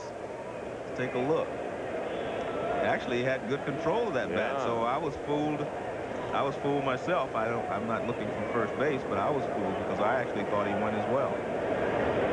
And I might add, in slow motion, it normally looks like you go even if you do not. And there it looked like he stopped. Pudge Rodriguez 0 for 2. Slide to center and bounce to first. Mentioned it's a shortened season for Gonzalez. Took the numbers he's posted this year and figured them out over 162 games. He'd hit 59 homers and drive in 158 runs. 5-0 Texas. Reggie Jackson is a big hero of Mo Vaughn's. As he talked about the Yankees, we're going to take a look at their stances here. Very similar, chin tucked over their right shoulders. Now watch Reggie. Here's where the difference starts, right here.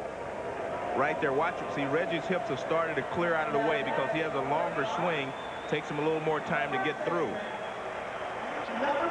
And see how long that swing is, and very powerful. The Mo Vaughn swing, now watch his hips. They will remain closed right there. And his swing is much shorter. And he attacks the ball with the same vigor, but he's also a much better average hitter than Reggie was. And that's because of the shortened swing. He's a little shorter than Reggie's, but they both very powerful individuals. Reggie, of course, in the 70s and 80s, and now Mo Vaughn here in the 90s. Mo fooled by the first pitch he saw in this at-bat from Rogers. Mo's 0 for 2. And now in the hole 0 and 2. Well, Rogers has made very good pitches to Mo Vaughn. He has changed speeds and kept him off bat. There you see Mo Vaughn's home runs per at bat. And there you see 1995, excellent. But he has kept Mo off balance by mixing the fastball in with the slow curveball. Now, these pitchers have been right around the plate all night, and they are not being rewarded by Terry Kraft. Well, that is about as good as 0-2 pitch as you could make. I mean, that is what they call a borderline pitch, and that's what you want. You want a pitch that if he swings at it, he can't do much with it. And Terry Kraft said it was up and out of the strike zone. Breaking ball fouled off Vaughn's leg. See, that's what he does. He throws a curveball, then a fastball. Now he comes back with a curveball. When you see all those different speeds, it's hard to adjust, especially a left-handed hitter who doesn't face as many left-handed pitchers as you'd like. But the one thing that Vaughn has been able to do in the course of the year is to keep that front shoulder in and not try to pull the ball. You mentioned the Yankees and Mo's affection for the Yankees growing up. He grew up in Connecticut, and that state is really divided right down the middle. Red Sox fans and Yankee fans. When Mo was growing up, the Yankees had guys like Reggie, Nettles, Willie Randolph.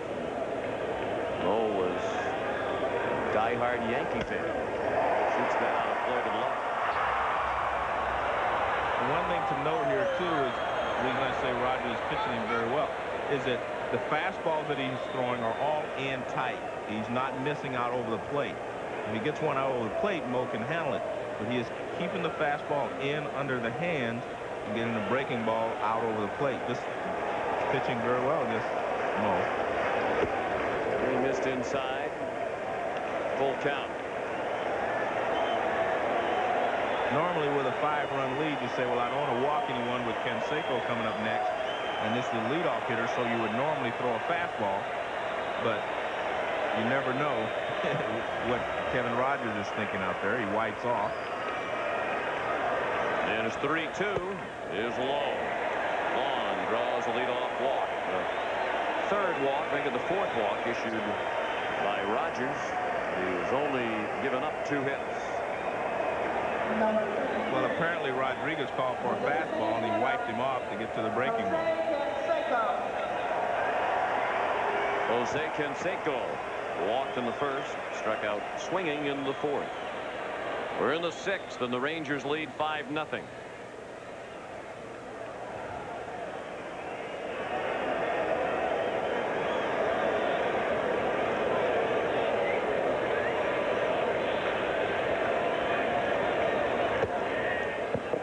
Around the outside part of the plate, 1-0 on Canseco.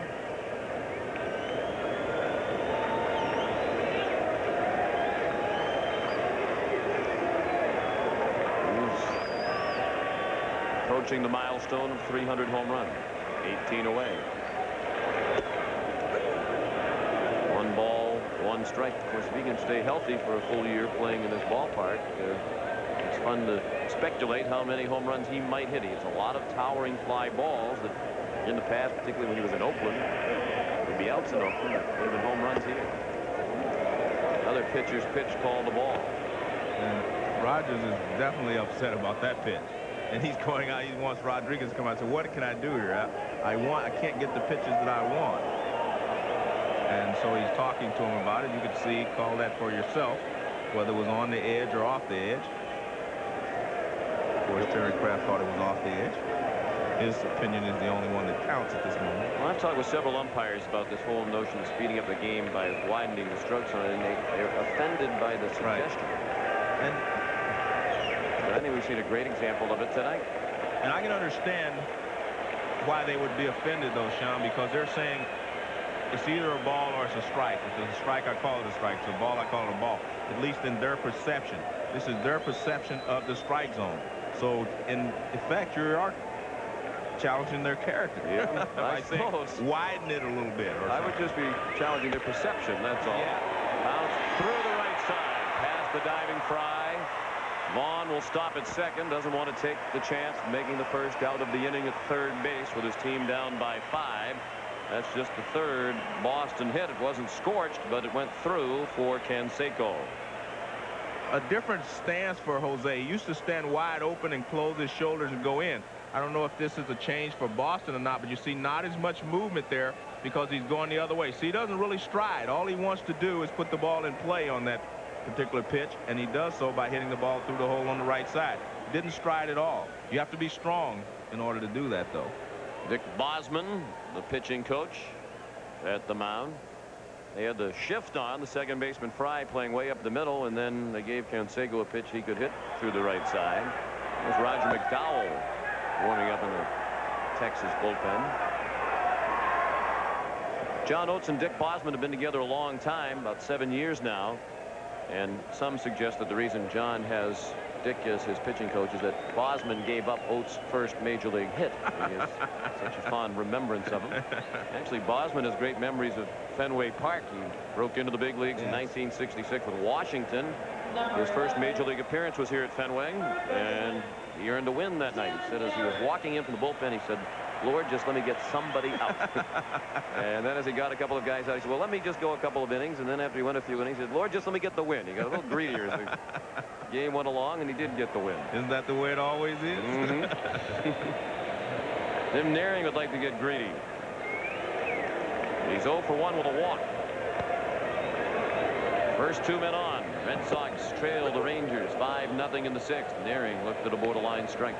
I think what the Red Sox have to do, they have to put some runs on the board this inning if they're going to have a real shot at winning this ball game. I think they have to put some runs out there quickly because otherwise they're going to get into the bullpen, and the bullpen has pitched pretty well late in the ball game. They've got Jeff Russell back now, and McDowell is a very good pitcher in that he can keep the ball on the ground and keep him hitting the ball out of the ballpark. Starting out, they want Rogers to keep the ball down, and obviously he has with all those ground outs. 2-1 on Naehring. He's batting with Mo Vaughn at second base and Jose Canseco at first. Then a pitcher's duel.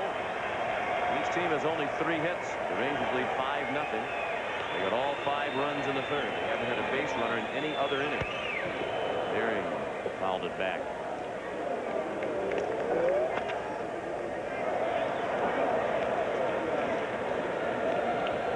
This is doubly good news tonight for Texas in that Rogers is pitching well, and they hope he's getting back on track. Also, he hasn't shown any signs of being bothered by the tenderness in his left shoulder that caused him to be pushed back from Friday night when he was scheduled to start to tonight. Now it's a full count. Sometimes, in my opinion, choices of pitches are more important than where you throw the pitch. In a 2-2 situation there, I think you have to go with a sinker, try to get it before he knows that the fastball's coming. Now, he knows that you're going to have to throw him a fastball now. He does, and Naehring lines it to left, and it is caught by McLemore. Throw to second off the bag. It had been on the bag. They might have had a double play. As Vaughn was caught halfway between second and third, wondering if McLemore would be able to catch it. Well, he hit that ball too hard. That's one of those. I mean, that was a bullet by Naehring. But see, he knows the fastball's coming now, so he sits on it and he drills it. And Kevin Rogers was lucky that this ball was hit so hard and McLemore was able to make the play. There you see Vaughn so far off. It was going to be a close play at second base. Throw off the line a little bit. But I'm sorry. I'm saying that Rogers should throw the fastball 2-2 rather than take it to full speed, to full count. Now John Valentin, who's bounced to short and line to third.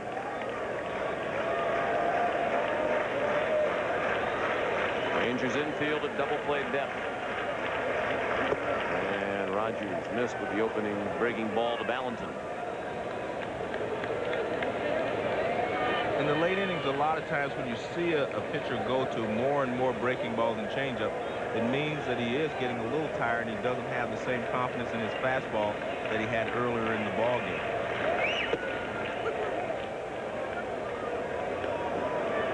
And we saw another reason why they need a new Fenway Park. I mean, Tim Naring's in the dugout. You think that'd be a great seat? He had an obstructed view seat. I think he was at Boston Garden, sitting behind one of those poles. To short, a double play if they hurry. Fry turns it. And Rogers gets out of the inning unscathed. Great chance for Boston, goes by the boards, and they're still down 5-0. Doubleheader in Detroit. Sparky Anderson looking at the Angels' Garrett Anderson and watching his lead slip away. Anderson would crush a home run off David Wells. He hit 2 home runs in the game. The Angels sweep it, and they lead the West by a 1.5 games. And Gary, Texas trying to get back within a game with a win tonight. They lead 5-0. And after 6 innings from Zane Smith, Mike Maddox is the new pitcher for Boston. There you see Maddox has pitched in a lot in the National League. He has a very good curveball that he relies on a lot. Throws a changeup and a fastball.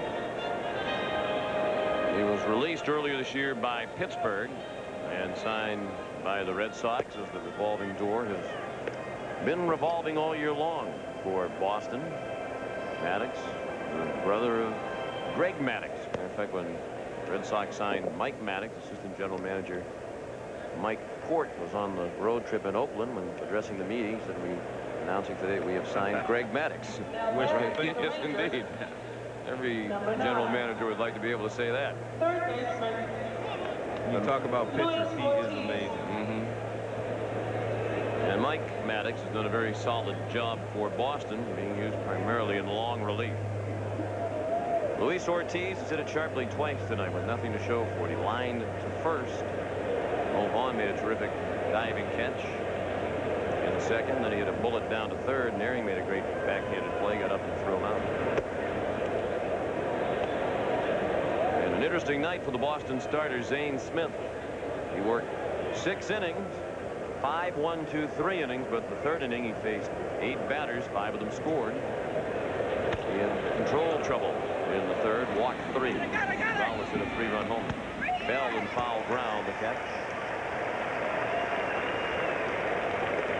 Well, the question is still, was this a good outing or a poor outing? It is a tough question to answer. Bishop say was mediocre. Because, I mean, they scored all their runs with 2 outs in the inning. So it's difficult. Obviously, you'd like, if you're the manager, say, hey, I'm trailing 5-0. That means it was a bad outing. Right. Bottom line is results. When you give up 5 runs in 6 innings, tough to determine a good outing. Although I think the Red Sox have been looking for positives that they can take away from a Zane Smith outing. Perhaps they saw some of those tonight. Well, I think they did. Really, he ran into 2 hot hitters. Will Clark, as you mentioned, swinging the bat very, very well now, and Juan Gonzalez. I mean, those 2 guys have been swinging the bat exceptionally well the last couple of days, and they happen to be the right players up there at the right time as far as Texas is concerned. You're on, buddy. And Will Clark.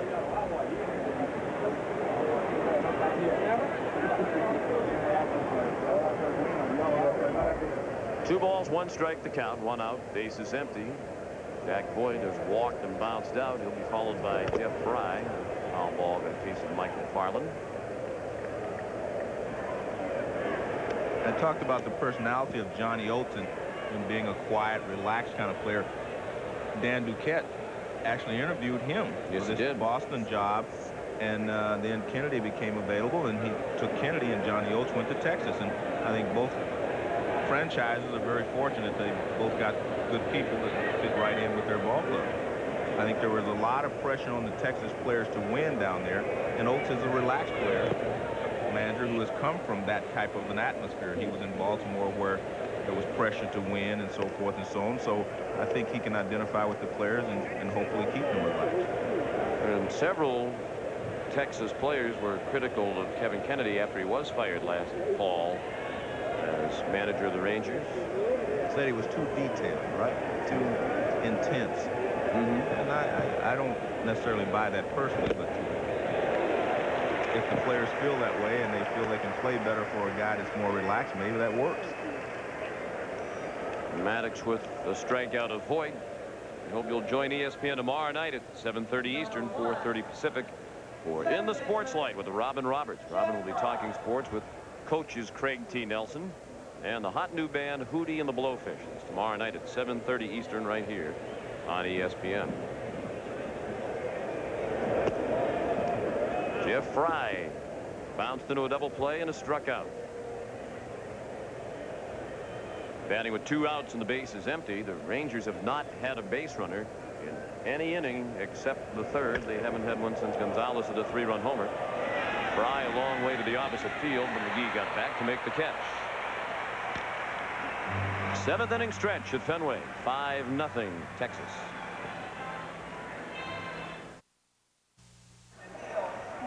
Welcome back to Boston. Sean McDonough with Joe Morgan. The Texas Rangers lead 5-0. They're getting a terrific pitching performance tonight from Kenny Rogers, but the age-old question with the Texas Rangers, do they have enough starting pitching to contend the rest of the way with California? Well, they got a positive sign from Gross the other day, because I believe Gross is really a key for them, because I felt like Gross would pitch well and be a winner for them. But it still leaves a question. Of course, Tewksbury is a fine pitcher. They're probably 1 pitcher short, but that goes for just about every team in baseball now. They're usually 1 pitcher short. As a matter of fact, John Oates has talked about the possibility of a 4-man rotation being used in a couple of places around the majors this year, but they're a little reluctant to do it, in part because Rogers has had the shoulder trouble lately, and Tewksbury has a chronic bad back. But only 3 hits for Boston tonight off Kenny Rogers.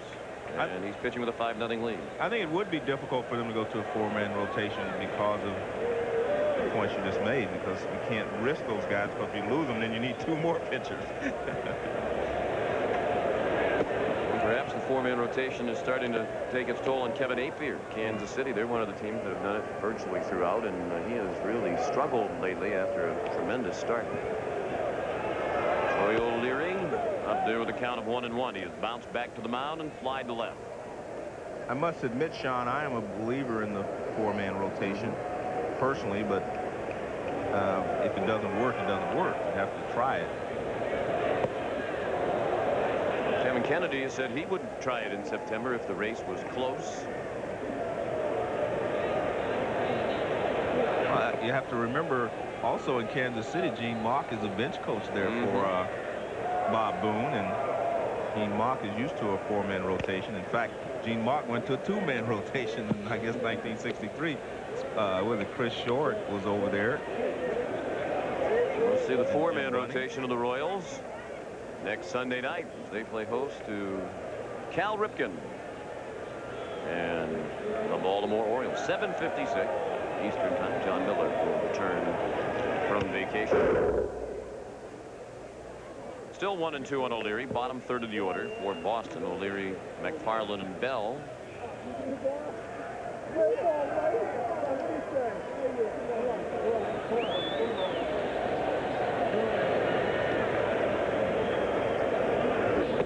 And an awkward swing by O'Leary. He was fooled. That's 7 strikeouts now for Rogers, matching his season highs. The 3rd time he has done it this year. He's done it against Toronto, Kansas City, and now Boston. Now watch Rogers where he ends up, way over on the first base side. He throws that curveball. He tries to make sure he gets around it on the left-handed hitter, and you see that he really does fool O'Leary. O'Leary kind of steps toward first base and reaches back, can't handle it.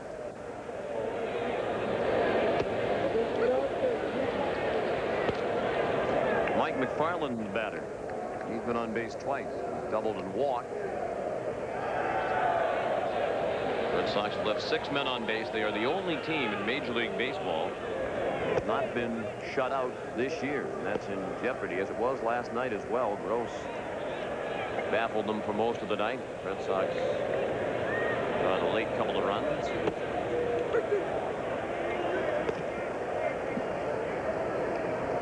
There's Kevin Gross. Pitched pretty well lately after a terrible start that had him thinking about retirement. McFarland toward the triangle. Nixon 2 down. Harlan hit it a long way, but that, as we mentioned earlier, is the deepest part of the ballpark. Wrong spot. Yep. Just think about it. The Green Monster has not been a factor in this ball game at all, and we've had 2 left-handed pitchers start this game. This is a high fastball. He pulled the first high fastball. He got down into the left field corner for a double. This one he hits almost straight away center field, and Otis Nixon tracks it down. But normally you think of the Green Monster when you're here in Fenway, and these left-handed pitchers have kept everyone away from the Green Monster.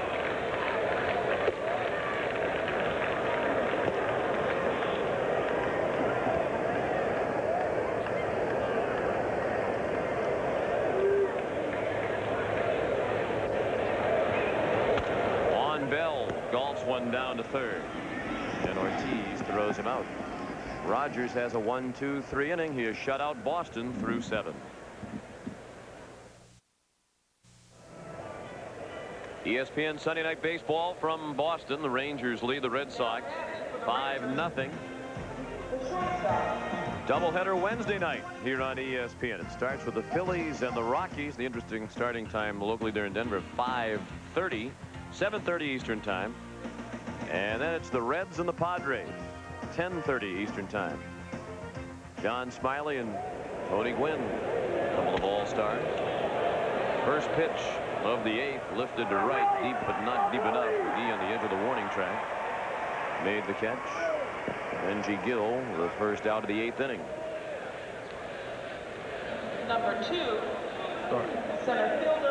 And they still have not had a base runner, the Rangers, since the home run by Gonzalez in the 3rd. Take a look at Benji Gill. This is good hitting here by Gill. He tries to go the other way, just gets under it, but you can see that he still pulls off just a little bit, and that's been one of his problems.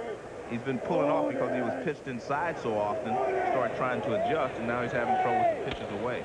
Otis Nixon, a fair ball into the left field corner. Leary was playing him over there, and he got it back in quickly, holding Nixon to a single. He's 2 for 4, and it's the only base runner the Rangers have had, with the exception of the 3rd inning. Number 3, left fielder. This is good hitting here by Nixon. See, he just lays the bat on the ball. That kind of reminded me a little bit of Maury Wills. He just kind of threw his hands at the ball, just slapped it to left field, and that's good hitting for a leadoff hitter.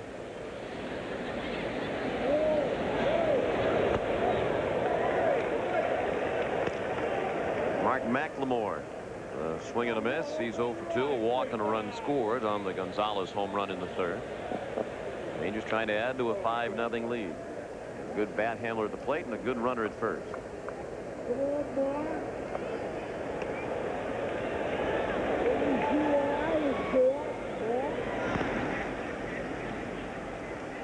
The attendance here tonight, 30,295.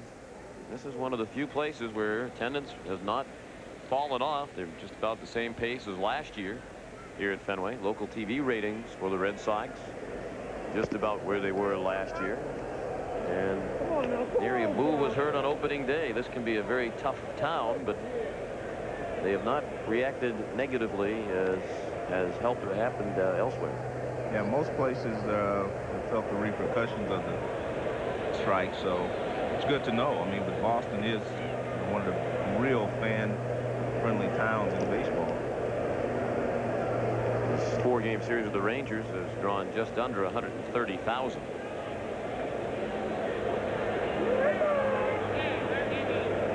One and one on McLemore, and Nixon asked for time over at first. It appeared he didn't understand the signs.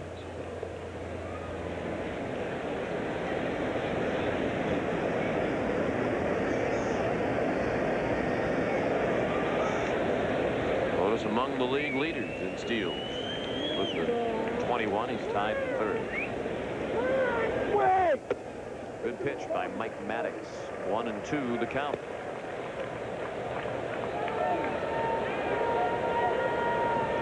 Maddox has pitched an inning and a 3rd in relief of Zane Smith.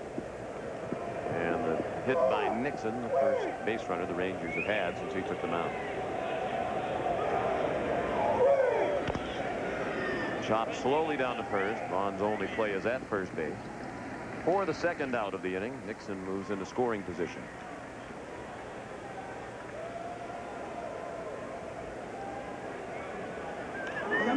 Action in the Boston bullpen. The left-hander is Brian Bart, and the right-hander Joe Hudson.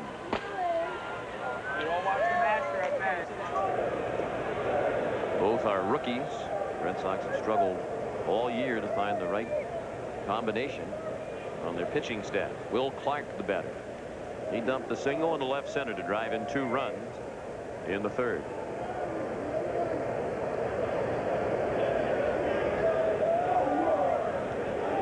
Which has only hit in 3 at-bats tonight. Rangers lead 5-0. A man in scoring position, 2 outs in the 8th.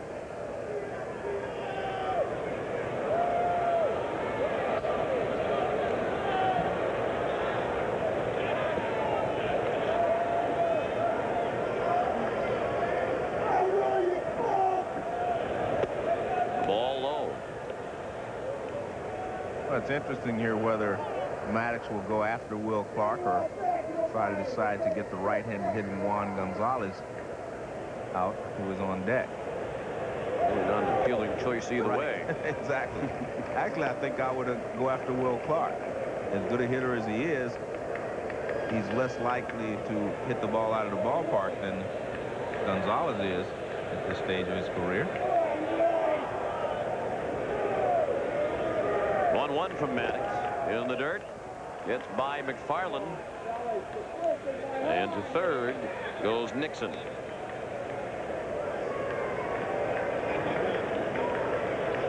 It's been a problem all year for Boston. They've thrown more wild pitches than any other team in the league.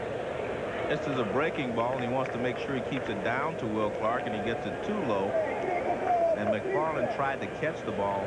That may have been a situation where he just should have blocked it with his chest instead of trying to catch it. It hit off the edge of his glove and bounced away. Clark, a line drive caught by Juan Bell. He was stretched as much as he could be, and he took it in to save a run, take an RBI and a hit away from Will Clark. Heading to the bottom of the 8th in Boston. Texas 5 and Boston nothing. Welcome back to Fenway Park in Boston. Homestanding Red Sox trail Texas 5-0. And as we go to the bottom of the 8th, there's a new pitcher on the mound. Left-hander Terry Burrows takes over after 7 scoreless innings from Kenny Rogers.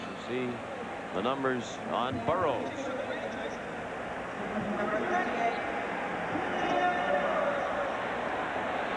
Rogers pitched 7 innings and allowed just 3 hits and no runs. Walked 4 and struck out 7, tying his season high. Threw 108 pitches, and given that he has had some tenderness in his shoulder lately, probably not a bad idea by Johnny Oates and Dick Bosman to get him out of the ball game. They hope that with their improved bullpen this year, they can protect the 5-run lead. Burrows on to face the top of the order. Lee Tinsley, 1 for 3 of first inning single. He bounced out twice since. Willie McGee to follow, then Mo Vaughn. Burrows missed up and away. 1 ball, 1 strike. They have to be delighted with what they saw tonight from Kenny Rogers. Yeah, there's no question about the performance of Rogers. We mentioned a question about Zane Smith, but Rogers pitched great baseball tonight. Burrows missed 2-1. Terry's 26 years old. Lifelong resident of Lake Charles, Louisiana.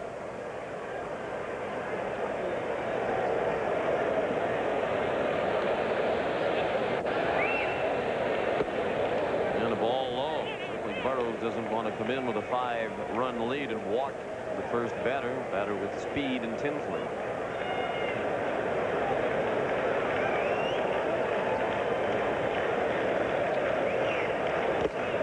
And a swing and a miss by Tinsley, and it's a full count.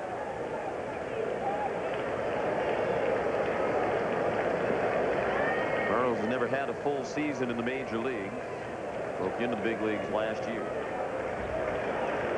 Most of the year at their AAA club in Oklahoma City. And it was fought off to the right by Tinsley. One of the other things is will have an effect on the pennant race is if it stays real hot in Texas like it was during the All-Star break. And that has to have an effect on the players of the Rangers down the stretch. You have to play in that type of heat day in and day out for any, 2 weeks at a time or 10 days at a time. I tell you, it can take its toll. I've seen it happen to a lot of teams. In fact, that's one of the things they said about the Chicago Cubs, because they played all those day games and down the stretch they would tire out. And I just wonder how much effect that will have on Texas down the stretch. Line drive and a base hit into right center. Boyd over to play it. Tinsley is 2 for 4, and the Red Sox have their 4th hit. 2 for Tinsley, 1 for Canseco, 1 for McFarland, and that's all tonight. Well, Jim Rice has to be happy because that's what he was trying to get Tinsley to do in batting practice, is take this ball the other way, and he does so. Although that pitch was up in the strike zone, Burroughs was just trying to throw a strike. Well, Willie McGee has to be happy that Burroughs is out there and Rogers is gone. 0 for 3 with 3 whips against Rogers. And that may be the first strike he's seen all night, and he took it. He was swinging a lot of bad pitches off of Kenny Rogers, and now he takes the strikes from Burroughs. He with 2 batting titles in the National League. And he says the greatest thrill of his career was winning the World Series. That is special, to be able to win a World Series. The individual honors kind of pale in comparison because you're sharing that with your teammates, someone that you've worked very hard with. And to be able to share that with them is special. Slapped it to the right side. Fry with the sure thing at first base. And Tinsley is in scoring position.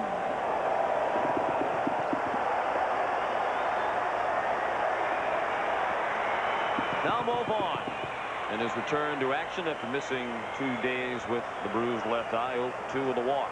Made a couple of nice plays in the field. Apparently Tinsley left something at first base. He's going back to gather it from Frank White.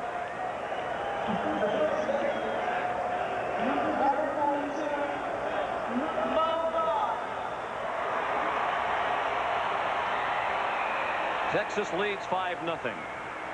Vaughn facing a pitcher in Burroughs who has not pitched very well lately.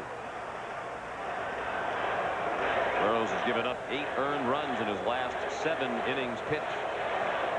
Appeared in relief here Thursday night. Faced 1 batter and struck out Tim Naring as a pinch hitter. 2 appearances prior to that and had been in a starting role. Vaughn line to left to hit. And that will bring in the first run of the night for the Red Sox. Tinsley around to score. And Boston remains the only team in Major League Baseball this year that has not been shut out. And Vaughn adds to his Major League leading RBI total. He has 64. And John Oates isn't going to waste any time in taking Burroughs out and going to the bullpen.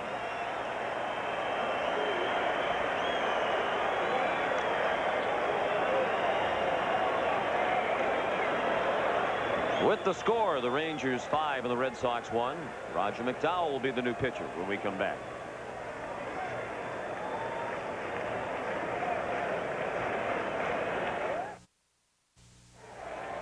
Mo Vaughn moved off the plate this last at bat because they've been pitching him inside.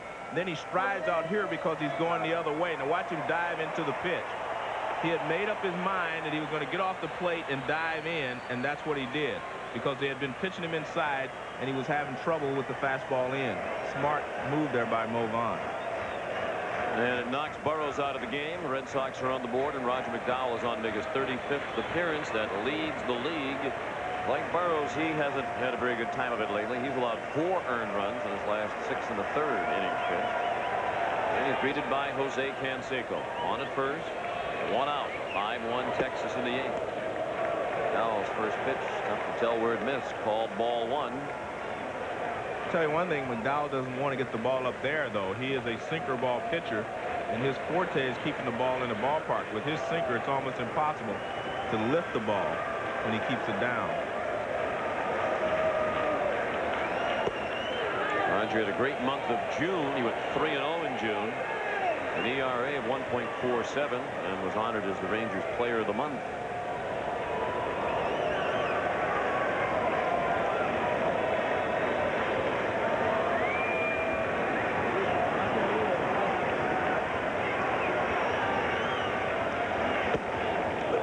And a strike, 2-1.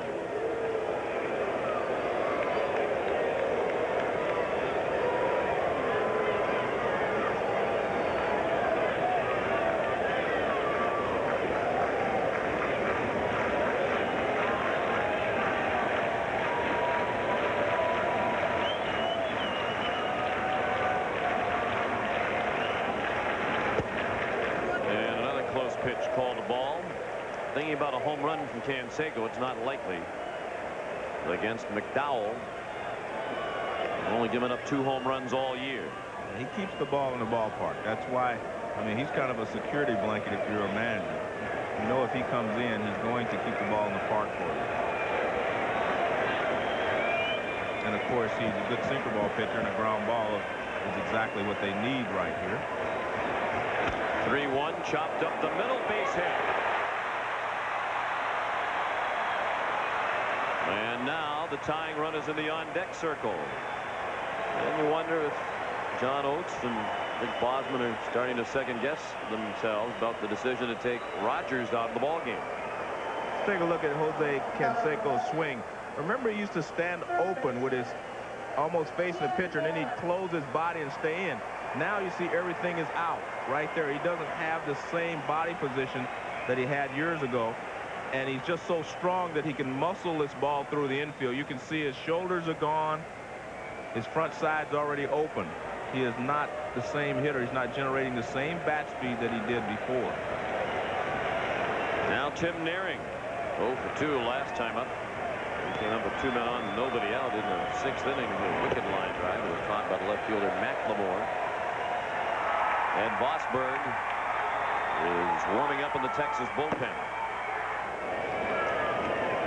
That expression does not change much. We've seen all night. In the case of Kevin Kennedy. John Oates' expression is starting to change. Red Sox had to get back into the ball game. Ball low.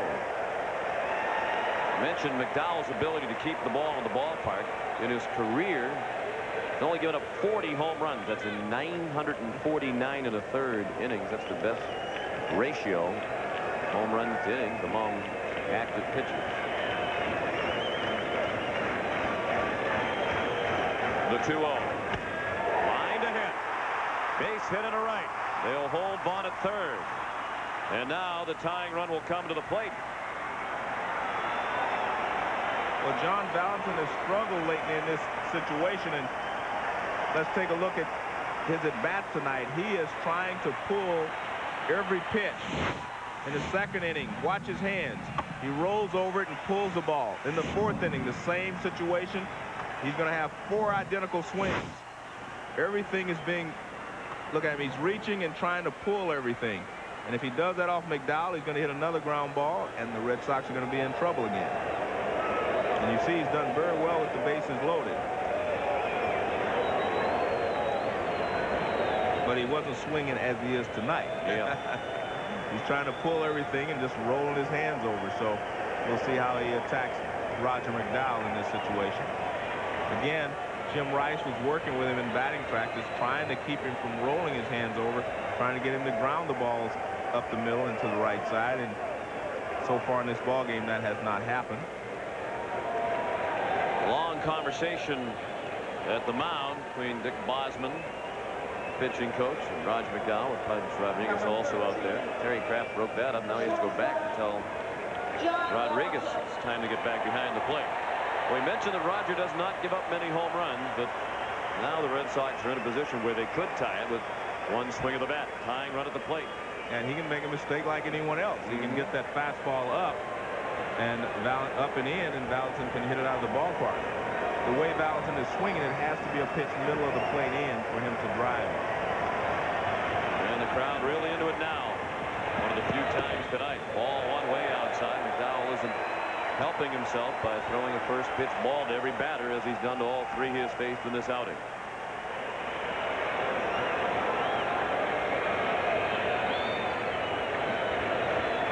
Runs on 4 hits for Texas. 1 run, 7 hits, and 1 error for Boston.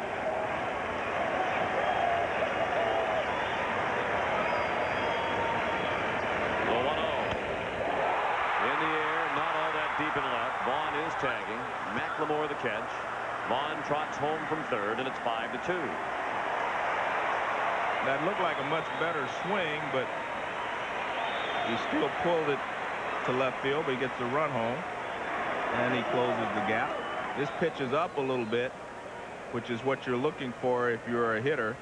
Something up. He gets jammed. You see, he didn't roll his wrist over that time. He didn't roll his top hand over. And it looked like he was trying to go back through the middle with that pitch. Number 25. The RBI for Valentin is 45th. That's second on the team. Troy O'Leary, a left-handed hitter coming up. They do have the lefty in the bullpen, but it looks like they'll stick with McDowell. O'Leary represents the time run. He's 0 for 3. His 8-game hitting streak at jeopardy.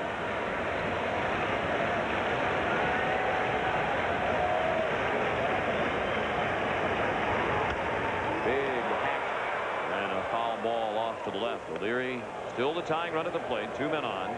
Seiko, the runner at second, and nearing at first. Now with 2 outs in the 8th. Leary will occasionally jack one out of the ballpark. 7 home runs.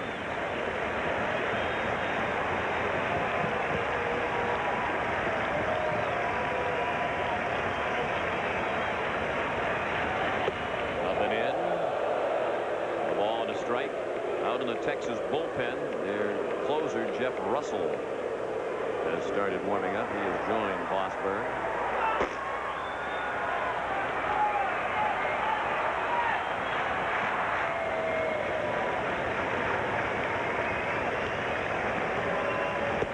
Good pitch. Excellent curveball there from McDowell. I was going to ask, I wonder how he's holding that ball, because the first 2 pitches were riding fastballs. They didn't sink. And this is a little slider or curveball, whichever he wants to call it. A little big for a slider.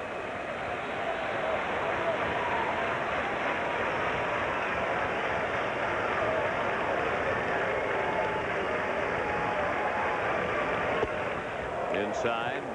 And O'Leary bending out of the way. 2 balls, 2 strikes, 2 outs, 2 men on. 5-2 Texas.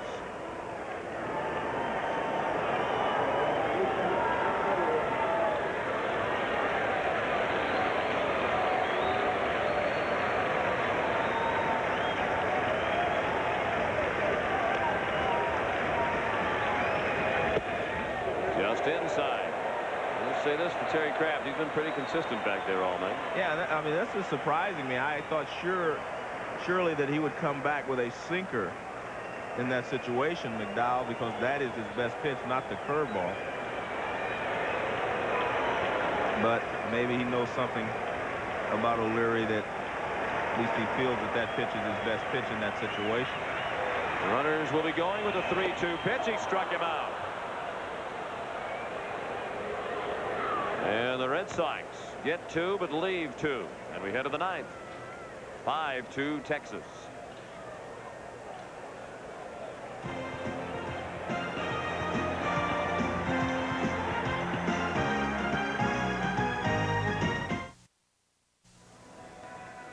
Well, here in Boston, we believe that that is the correct spelling of Chowda in Sports Center.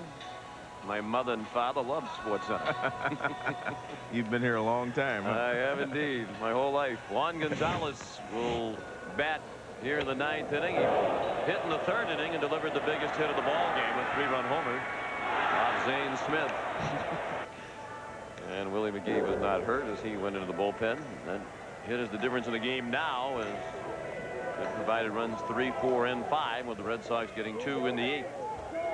The difference is the Gonzalez homer, and he'll face a new pitcher. Stan Belinda on relief. He's alternated between being the closer and now the setup man, since Rick Aguilera joined the team. He's had a very good year, as you can see by the numbers, including the 7-1 record out of the bullpen. Well, this role may fit him right now because he'll be the setup man for Aguilar, and it'll also free Joe Hudson. They will both be setup men now, and you'll have a pretty good bullpen after you get to the 6th, 7th inning. Gonzalez looked at ball one. His only hit tonight is the 3-run homer. He's also bounced back to the mound and struck out.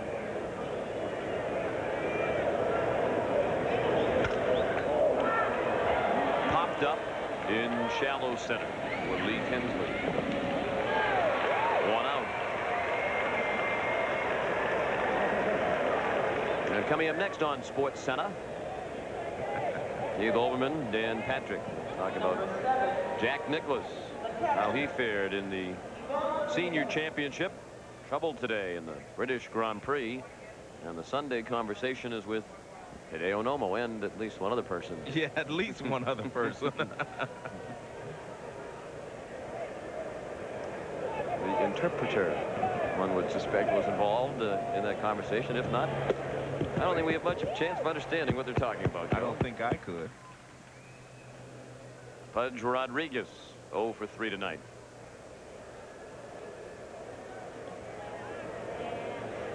Rangers lead 5-2 in the 9th. Broken bat over the head of Belinda. Loved by Bell. 2 outs. Bell showed a little flair there. Little flip underneath, a la Manny Trillo. Trillo used to flip it from underneath. He threw harder underneath than I could throw over the top. He jams Pudge Rodriguez and he hits it over the mound. Now watch this play by Bell. He charges, comes up with it and flips from down under.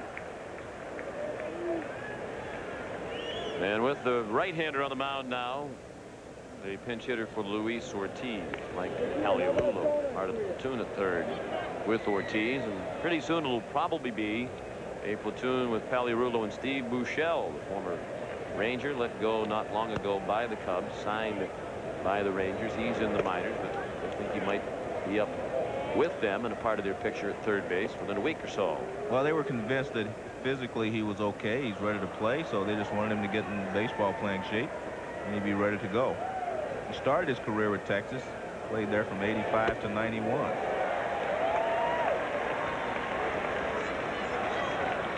Red Sox will need at least 3 to tie when they come up in the bottom of the 9th, the bottom part of the order. McFarland, Bell, then the leadoff hitter Tinsley. 2-1 to Paliarulo and all the way to the backstop.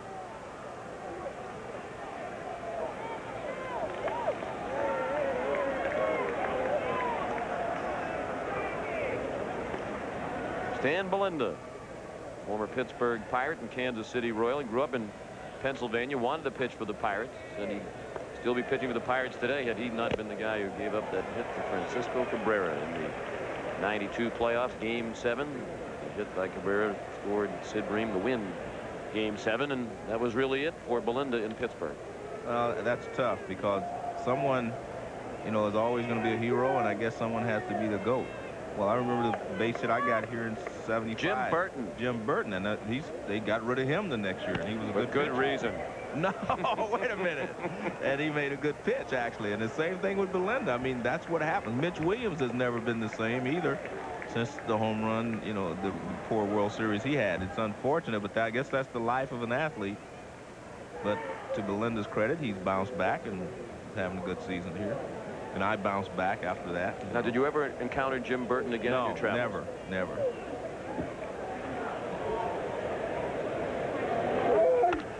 Paliarulo hammered one foul, and he did make a good pitch. He did. Jim's a nice fella. Yeah, and he made a good pitch.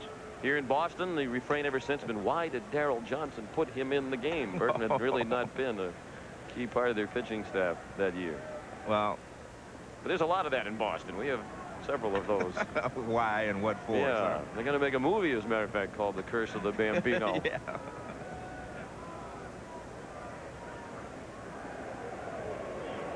Another 3-2 and another foul ball. Who'd you guys get for Bagwell? Who did the Boston Red Sox get for Bagwell? Larry Anderson. Yeah, I remember now Larry. A pitching coach in Reading, the Phillies. farm team. Wonderful guy. What if? Yeah. Well, the Red Sox attitude is when you are in position to win, particularly when you have not won since 1918, you have to go Take for the it. shot. And that's what they did. Here they traded Bagwell. That's what they've done this year. They gave up on a highly touted pitching prospect, Frank Rodriguez, only 22 years old, to acquire Aguilera. That banner is gathered some mildew and dust over the years. That's I wonder if they're going to take that to the new stadium. Well, it's a very lonely figure out there on the wall. Here's Rick Aguilera. Maybe he'll be the one who helps Boston end the curse of the Bambino. There you see he's in very good company. Lee Smith and Dennis Eckersley. Rusty Greer is batting for Jack Voigt. He's doing a good job of getting his bench people in. He'll also improve his defense if Pagliarulo and Greer stay in the ball game. Linda missed low. 1 ball, 1 strike. 2 outs, a runner at first. 5-2 Texas in the 9th.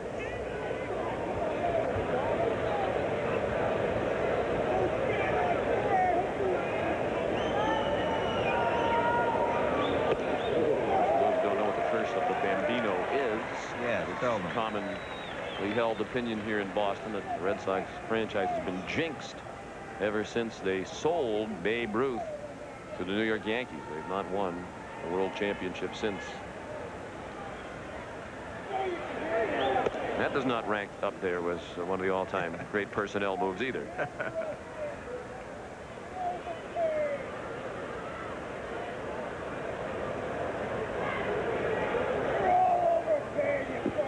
He was just a good pitcher then. Yeah, just another pitcher. Another pitcher. Yeah, pretty good. Another lefty. With a good appetite for everything. Shallow center. Tinsley makes the catch. And the Red Sox will try to end the curse of the Rangers when we come back. Changes for the Rangers as we go to the bottom of the 9th. Mike Pagliarulo remains in the game at third base. Pags at third. And Rusty Greer stays in the game in right field. And Johnny Oates turns the ball over to his closer, another former member of the Boston Red Sox, Jeff Russell. 13 saves and 20 appearances for Russell. He spent some time on the disabled list and just came back on Wednesday. He was out June 27th through July 12th with a herniated disc in his lower back. It's 13 for 15 in save chances, and this is a borderline save chance, but it does qualify as he comes in with a 3-run lead. He'll need to pitch 1 inning. Mike McFarland leads off. He has doubled, walked, and flied to center.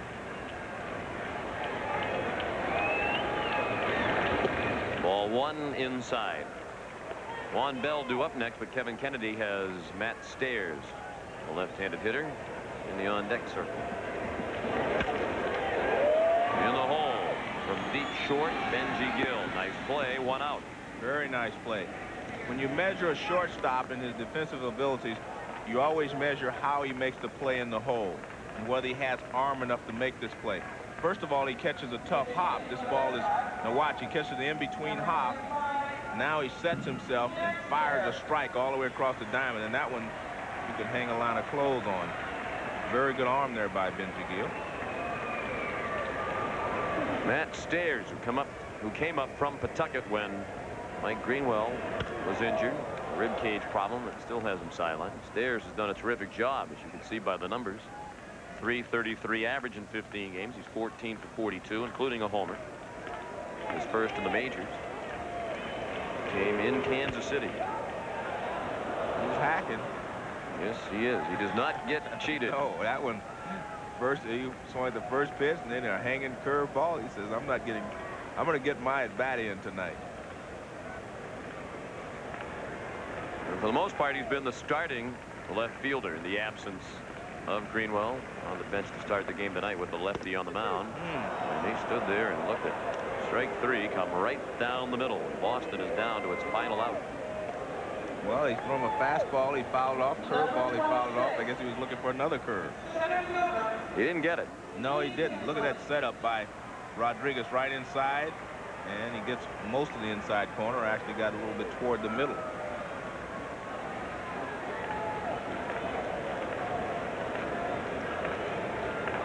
Lee Tinsley trying to keep Boston alive. It's another day in which it appears Boston will lose, but their closest pursuer actually loses ground because the Tigers lost 2 today.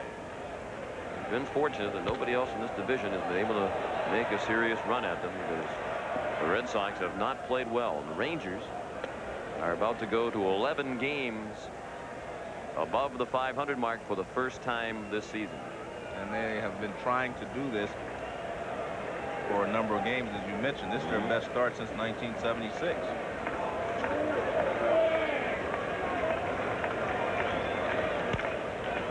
That should do it. Fry throws him out, and Boston goes in order against Jeff Russell in the 9th. Juan Gonzalez, the big hit tonight. His home run, a 3-run homer, the difference in the ball game. As Texas wins by a score of 5-2. Stay tuned for Sports Center with Keith and Dan coming up next. Kenny Rogers, the winning pitcher. Zane Smith, the loser. Russell saved it. Next Sunday night, John Miller returns. He'll be with Joe in Kansas City as the Royals host the Orioles, 7:56 Eastern Time. ESPN Sunday Night Baseball. Now on this Sunday night, Sean McDonough for Joe Morgan. So long from Fenway Park.